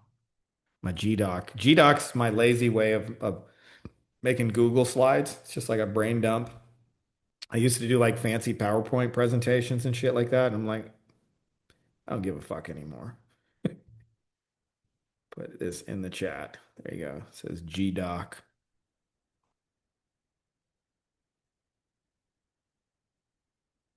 Oh, dude. Uh, Mr. Spec says, what time does the LA event start? When does it end? It's 26th and 27th. We're gonna do like basically like a normal work day, like 9 to 5-ish, but it's inexact. Originally, I had it like scheduled like from 9 to 9:30. We're gonna do this, and I'm like, it's a workshop, so like, I want people to actually get shit done. So if this thing takes an hour, then let's give them a fucking hour, and we'll resume when that hour is done. So I'm gonna make it go as long or as short as it needs to. Feel free to do a live event in Australia. I've actually never been to Australia, Grady, but I should. I should. I think we actually got enough people, just mastermind folks down under, that I think I could like realistically make it happen. Can you target specific people on meta ads, like showing them different ads that you want them to see? Sure can. Sure can. I mean, there is some nuance to that because Facebook is taking away targeting and it's getting harder and harder to show ads to who you want to. And it's more and more just the algorithm is picking for you. But there's some things you can do. Like one of the things you can do is just call out the person in the ad, hey, plumber with a team of 6. Facebook is smart enough to actually know who the plumbers with a team of 6 are. Um, and then also you can do custom audiences. So like I build my own data sets. Like these are all the people I know spending money in this industry. And then I take that data and I upload it to Facebook and I'm like, I want to run ads to these people. And then once we get hand raisers working, we do what's called a lookalike audience going, bring me more people like the ones who just responded to this. So like we do a lot of that. You have a book on getting an audience first? Yeah, Michelle, I have a second book called Passive Automated Recurring Income. It's not necessarily on growing an agency. And like just being real with you, Valerie knows my baby mama. I see Valerie's face. Ilk B. Um, we were getting it on before we had kids, right? So like, obviously we got kids, so like we were, humping like jaybirds kind of thing. And I remember we just post orgasmic bliss, we had the idea of passive automated recurring income. And it was such like just even the phrase, I just like I didn't know it would become a book. But I realized that not all money is created equal. So money that is active is less appealing than money that's passive because you got to do shit. Money that's automated is more appealing than money that you have to like invoice for or ask people to pay you for. So like I have tools where every day like some automation is collecting thing. You got a commission for this. Like I just get notifications. Most of my inbox these days is just notifications of payments. Recurring, obviously, if you do something recurring. And the short of it, Michelle, is there are all kinds of people that either A, build audiences and have no idea what to do with it, or B, um, know what to do with it and just don't have time. So like I'll read you a message from Ryan that he sent me. Um, like yeah, last night he said, so he sent me a screenshot of like conversations he's having 50K person Facebook group of US based business owners. No spam. It's actually really high quality. Dude that owns it has no idea how to monetize it. I'm having this conversation after reaching out to 4 people. After 7 years of getting my income through cold outreach, this is easier than taking candy from a baby. That's what he sent me yesterday. And what happened is like in his case, there's somebody who spent years and years building a 50K Facebook audience and they don't even have one single idea for how they would monetize it. So here's the thing, right? Like that's useful to know. So I built tools that do this and you guys are welcome to have access to those. When you get to that book, just message me and I'll send them to you. But those people are already buying shit. It's not as if you have to create products. You actually just more detective work. If you figure out what they're already buying and become an affiliate of what they're already paying money for, like you can walk into a group that ain't yours, say, hey, I got some ideas to help you monetize it, sell some shit that also ain't yours, and you start monetizing it almost immediately and create revenue streams. And there's no fulfillment because it's not your product and it's not your group. And there's what's happened in the last 10 years especially is that for somebody to get rich and famous, all they need is one of these. And because of it, there's all kinds of people that have built audiences and have no idea what to do with it. And so instead of like, trying to convince some business owner to give you $1,000 a month for some automation, like we're just going in there and saying, hey, we can help you sell some shit and we'll split the money with you. You don't have to do anything. And they're like, okay, where do I sign up? And they actually did all the hard work. Like in this case, building the 50K group was the hard work, not the making them a one sentence offer going, hey, would you guys be interested in blank? And a lot of it is we figured out how to make offers do more of the selling and less of push selling where you got to like, book appointments and things like that. And a lot of times actually businesses make offers, but they wait till the very end. And so if we extract the offer and just make it more upfront, like more people will buy it. So I'll give you a small example of this. Um, sorry, let me just write down a little note. Um, so Hitesh is in our mastermind and he works with financial planners. And most financial planners on their website and their front-facing materials don't have an offer. It's just call Frankie Finn for all your financial needs. We do 401ks and investment planning. Like, there's no real offer there. And so what I asked him is like, what are most of your clients discussing in those sessions? And he said the number one thing they get asked about is like putting money away for college for their kids. Like, hey, my kids might want to go to Harvard. I got to start planning for that shit now because that shit ain't cheap. And so I said, okay, that's the number one reason. And so what does he help them do? And he like helps them create a plan. So this is how much money you got to put away, and these are the things I would recommend you put it in so that 18 years from now you can put them through college. Well, all we did is like we took the financial planner. That's the offer they were already making. They just don't say it on their website. So we changed the website to say, "Hey, Frankie Finn's financial planning. We help you map out exactly how much money to put away today and where to put it so that you can put your kids through college when that time comes with no problem to you. And if you'd like to schedule a free session, I'll give you the plan totally for free. And the catch is you just might want my help to implement it. And if you do, I get a little commission from the investments. You don't even have to pay me anything at all. Schedule now." And just that little shift from book a session with no real reason attached to it versus this session will help your kids go through college. Now there's a promise and an outcome attached to it. Like that alone, like massively lifts the amount of people that are willing to book. So a lot of the principles of that book are like, you know, you find other people's audiences and then you put in offers that are working into that and you enhance them. And in doing so, you create income streams, but you don't create fulfillment streams. That was a big thing for me is like once I realized how to sell, I realized every time I was selling shit, I was creating effort shit. In fact, I actually remember I was hanging with a mentor of mine and I wrote about it briefly in that book, but you know, it's a true story. My mentor, Ken, I hung out with him for like Ken makes like, I don't know, 10 to 20 million a year. And he lives in South Carolina. And when I got to hang with him, I was so excited to learn business from him because like a guy's doing, you know, like 15 million a year and he's like willing to show me everything. And I hung out with him for 4 months and dude, I swear to God, I never saw that motherfucker work. I never saw Ken work. He'd be like, okay, we're gonna go to the golf course. All right. Now what? Okay, we're gonna have some lunch. All right. All right. And he'd be like, "You want to go fishing with me? Sure, I'll go fishing with you." All right, we're going fishing. And he's like, "Hey, I'm gonna go hang with the boys." Okay, okay, okay, we're gonna hang with the boys. Do you want to do some karaoke tonight? I could use a few beers. Okay, all right, we're doing some. And I'm waiting for these business lessons. And then after like, I'd see him work like 5 hours a week. Sometimes we'd be at the country club, the golf course. He would have an idea. He would write it down on a notepad and he would fax it to his office. That was like the only work I ever saw him do. And then at some point I was like, Ken, like, how the fuck is this even possible? Like, how do you make that much money and I never fucking see you work? I never see you work. And he thought, and he's like, you know, in his thick Southern accent, he's like, well, buddy, basically I like to do things where I could do them once and I get paid for them again and again. And there's very few statements in my life that hit me like a ton of bricks because I realized I had a lot of income, but it was all active. It was all the variety. If I stopped doing shit, the money stopped coming. It's like there was very little do once, continue to get paid into the future.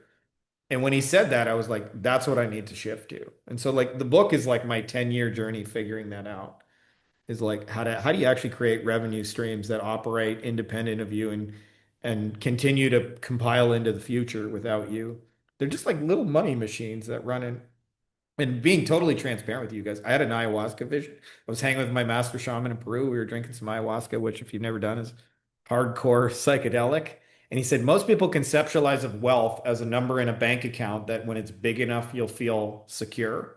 He's like, I've met so many rich motherfuckers that have a big amount and are totally insecure about it. He's like, but what it really is little machines that keep bringing you more and keep growing and keep operating on their own. And as long as you have those machines, you will always feel secure about it because you know, like clockwork, like that's the only reason people have a job is because you know you're going to get paid on Friday. Like, and the more of those machines you have operating, you're like, the better life is. And it starts with the first one. And the first one is like, the opportunity is literally in front of you if you have ever scrolled social media for 5 minutes. So if you guys are interested, I'll put a link to the book. You can check it out. But like, it's been a 10-year journey. And unlike agency stuff, just being real with you guys, I don't feel like I have the level of mastery um, that I do over agency stuff. Like, you could wake me up at 3 in the morning, talk about agency stuff. I'm still figuring out this deal making shit as I go, but it's like, it's a lot of fun. Okay. Sorry, just scrolling up. I missed some comments.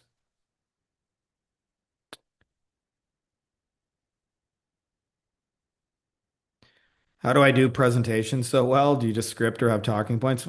I practice a bunch of times. Well, I appreciate you saying that. I mean, you know what's funny, John? I actually don't think I do shit well. I actually remember like when I first got started online, a friend of mine had written a real estate course, and I knew the theory, but I had never done a deal. So like I read all the books, and I was like a book learner that had never done a deal and he'd actually done deals. And he's like, you should talk about this shit. And I remember saying to him, I'm not any good at video. I'm not any good at presenting.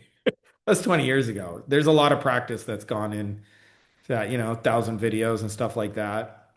A lot of it is just like for me, it's just lived experience. Like, I don't know. I can talk about this shit because I've been doing it for so long. Do you have recommendations on learning meta ads? Should I consider UpHex? I'm a big fan of UpHex and what Sam has built. I think it's a shortcut to just sell people chocolate. So um, depends. Like so, there's different branches of learning meta ads. There is learning meta ads for getting yourself clients. There is learning meta ads for fulfilling in terms of getting your clients business. And there is learning meta ads for selling like physical products like e-commerce. And even though they have a lot of the same principles, there are a lot of like big details that are vastly different. So before you learn meta ads, like figure out which one of those you're trying to use it for. I think the most complex of the three that I mentioned is learning meta ads for yourself to get clients. And so I actually don't know any resources I would direct you to on do that. I mean, we have some stuff in our mastermind and I'm happy to share with you guys, but it's complex because like I said, when you sell your client stuff, they're solution aware. So like when you got a plumber or a yoga studio owner, like people know what a yoga studio is. Like your ad doesn't need to be that complicated. It just needs to be like, "Hey, we're doing a killer offer to get you to come try our studio." As where if you're selling a Facebook ad service for yoga studio owners, they may not be already problem aware, solution aware. There's more education, there's more steps. That's part of the reason for the nuance that's different. But if you want an easy way to sell Facebook ad services, like UpHex is for sure the shortcut. Where's the link for that book? I just put it there. As a software developer, do you think I should focus some time on building useful tools that I can market? I have some business owners asking me to do such a thing, but I put it lower on the priority list. I would specifically do a hand raiser and validate it. If I could build you a tool that did blank, would you be interested? If one person is interested, usually there's 1,000 other ones in the same situation who would want it. I always, before I build shit, because I've had stuff over the years where I spent a lot of time building shit that I thought was awesome, only to find out that I was the only one who thought it was awesome. Now I do the opposite. I go, how can I put this in the marketplace and validate interest before I do anything? So like I verily, you guys, like if you're in my Facebook community, you'll see me do hand raisers like 20 times a fucking month. But the reason is I don't want to build shit if nobody's interested. Even this training, by the way, was a hand raiser before it was a thing. I was like, I'm thinking of doing this. Who'd be interested? And if nobody was like me, then I'm like, fuck that. I ain't gonna do it. Like I'm not gonna make slides in a presentation. Like I used to be the other way, or I'd make all my slides, my PowerPoint, get everything perfect, rehearse it 17 times, and only then could I announce to the world that I was doing this. I totally do it the other way now. I'm like, I'm announcing that I'm thinking of doing this. If there's enough interest, I'll actually do it. And then when there is, then okay, I guess I got to make some slides and do it. So like that's what I would do. Just, hey, I'm thinking about building you this. Would you pay for that? Or would you want it? Do you know anybody else who'd be interested in that? Like I would validate that first. How can you do more content of screen sharing easier to learn from? I like YouTube content. Or hope you can do more content of screen sharing. Yeah, I could probably do some more if you guys dig that. Yes, please, for the second book, book two. So basically, we should not do fulfillment anymore and white label everything, right? I'm just saying, like, I actually, so what I call deal making is a business model that I couldn't even really explain to myself for like 2, 3 years. And I thought I was kind of crazy because I'm like, yeah, you're really just connecting A and B. Like I compare it to like as a kid, or not maybe when I say as kid, but I was like, at the end of elementary school, we started having school dances. And if you went to the school dances, you would get out like half a day of school. And every dance started the same way. So like the first hour, all the boys are on one side of the gym and all the girls are on the other. And the whole time the boys are eyeing the girls and the girls are eyeing the boys. And we're all thinking like, ooh, she looks cute. I want to go talk to her. But none of us had the courage to go do it. Deal making is when you stand in the middle and you go, hey, Valerie, you need to meet, you know, I see Brad, Valerie, Brad, you guys got to talk. And you introduce people that, should in theory link up, but do not in actual practice. And so I was at an event and we had a VIP pass and the guy who's like the headline speaker was Kevin Harrington, the Shark Tank guy. And there were like, I don't know, 20, 30 of us in the room. And he told us how he got started. And I swear to God, it's the same exact principles of the book. And I was like, that's what I'm trying to explain. So he found an audience that was underutilized. In his case, he uh he went to TV stations in the early days of cable TV. So like it went from like just network TV of like, I don't know, 5, 6 channels to all of a sudden there's now like 40 with cable TV. And most cable stations didn't have 24-hour programming. So they would put these bars up that would say, stand by till morning. And Kevin went and he went to them and said, hey, I got a way for you guys to make money when you would normally just put stand by till morning. And they went, really? And he said, "Yeah, we can create a little product demonstration and make it into a 30-minute TV show." And they said, "Come on down to HQ. We want to talk to you." So then he had been going to these like conferences where they would like sell products and stuff. I don't even know what trade shows where you'd like, discover products. And there was the Ginsu knife guy there. I don't know if you guys are old enough to remember the Ginsu knife, but they used to be these knives that had an infomercial where they'd saw a shoe in half and they'd cut a Coke can and they do all this dramatic shit to show you how cool their knives were. The Ginsu knife guy had been doing that presentation for 10 years. So he'd get 10, 15 people, he'd cut a shoe, he'd cut a Coke can, and then he'd sell like half the people knives. And then he'd wait 10 minutes and a new group of people and he'd do the same shit over and over. And so he went to the guy and said, I got a way to sell millions of dollars of your shit. I just want a commission when we do it. What I want to do is document your pitch in video and get it on TV. And then TV can deliver your pitch all day long. And you don't have to do this like 27 times a day, every day for the next bazillion years. So the guy was like, yeah, I'm down. By the way, they spent $400 on the first infomercial they ever produced. It made them like $1.5 million the first version. $400 is what their total budget was for producing it. All they had was some like basic cameras filming the shit he was already doing. But that's the principles of deal making. So he found an underutilized audience. In his case, it was a TV show. And he found a product that fit that audience, in this case, a knife or a set of knives. And he put them together and made millions for himself in the middle, selling products that weren't his on a TV station that wasn't his. The digital version of that today looks like we got a person who's got a YouTube audience or an Instagram following or a LinkedIn community or a Facebook community. They got all these people who pay attention to them and they don't know what products those people buy, but those people are already buying products. And you go to the product person and say, hey, I would like to sell a bunch of your shit. And you take community and product and put them together, and sales happen, and you get a percentage of what you negotiated. And because you're using, like in Kevin Harrington's case, the reason he sold so many damn knives is twofold. One, a lot of people watch TV, right? So he started with a known quantity, the audience.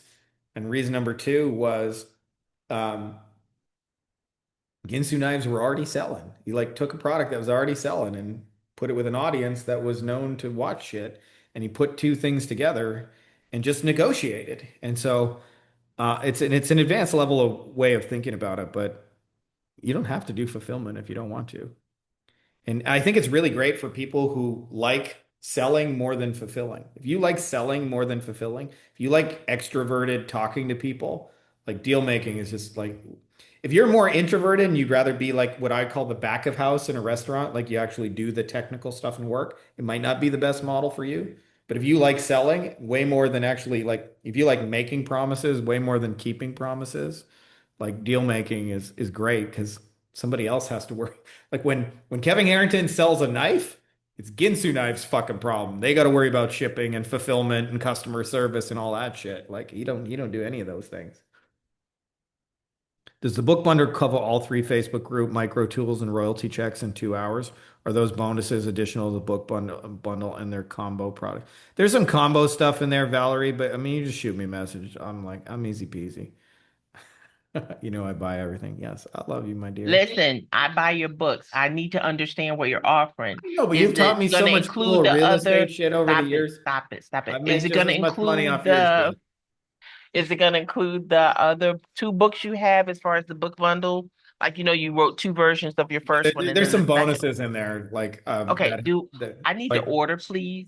Yeah. So do I click on the Facebook group part, AI micro tools and royalty checks, or are those in the book bundle that The is included principles in of the them are in the book, but like what ends up happening is the book itself is like it would be the NFL equivalent of like here's how to play football, and okay. then the like upsells are like here's a specific play, like here's Okay, how I to want the specific Frankie the Tanky yeah play. So just click on all of that. Okay, so I'm gonna click the first one that says the passive recurring audiobook and lifetime update, right? yeah And then click the three at the bottom, right? that's the one. I'm asking. That's what I need to do, right? To get the breakdowns. It's a little confusing how you have it outlaid. Yeah, That's I know, all. I know. It's Tell me what to click so we all know. We're trying click to all the support shit you you want to here. add. I don't know. I don't know what to tell you. Like the All right, ones I you got want, you. I add. The got you. ones you don't, Say don't. less, say less. Appreciate you, Frankie. You're Yeah. the bomb.com. Name. I love you, Val. Hey, why would you acquire someone else's Facebook groups? They don't know you, they don't trust you, or trust doesn't transfer automatically or easily. Um, I think, Michelle, on this, like, this is a really smart question. So I think 99% of selling online consistently is actually building an audience and building a relationship with them. And you'd be amazed at how many people have done that and stop 1 yard short of the goal line. So I did a real example. It was a test deal, but so I was on YouTube, and actually, when I first got the idea, I was like, I would enjoy mindless scrolling online more if I got paid money to do it. And then I started asking myself, how can I get paid money to mindless scroll? And I like came up with like I could do deals. So I was like watching. I got a Zelda game. I was watching this dude's channel who plays like Zelda and tells you like tips and tricks and shit like that.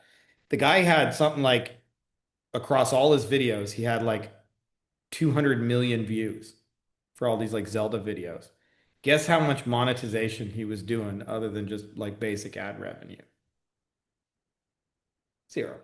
So I'm actually in that marketplace. So I was simultaneously checking out. They have a master sword. I haven't bought it. So if you play the game, there's like a like King Arthur's sword you take out of the stone, and it's called the Master Sword, and it glows and can banish evil. And they got a real fucking sword, like not like a play like plastic, but like a $400, $500 metal sword you can like slash people with.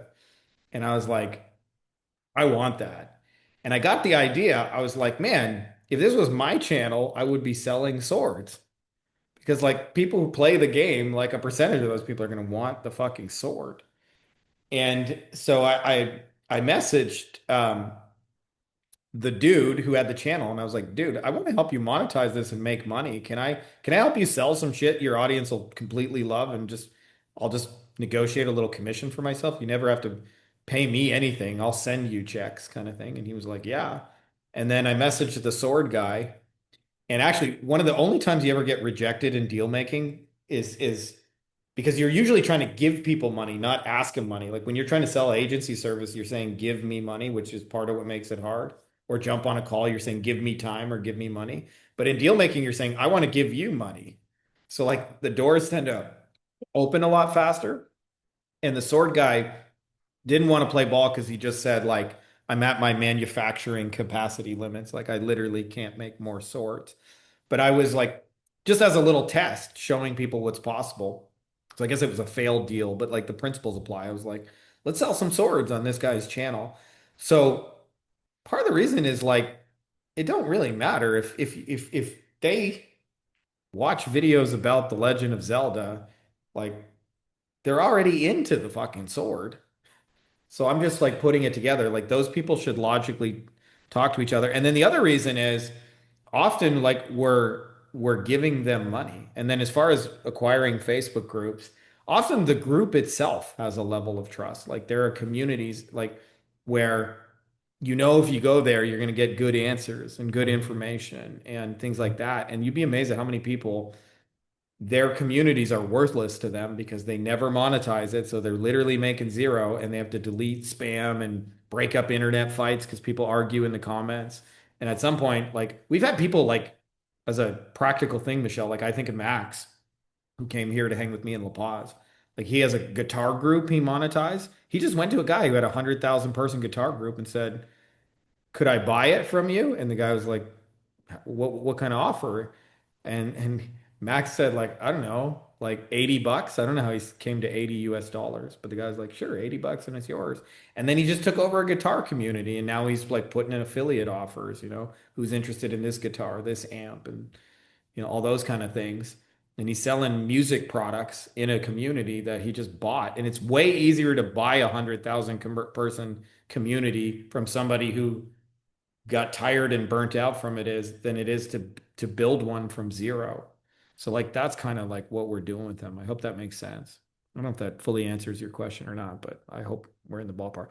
You don't even need to like selling because basically you will sell through a hand raiser ad and sell through a Loom video and then outsource fulfillment. Am I getting this right? Isn't it? Yeah, you got the right idea. Totally. Okay, since I already saw that question, Val, I'm gonna leave that.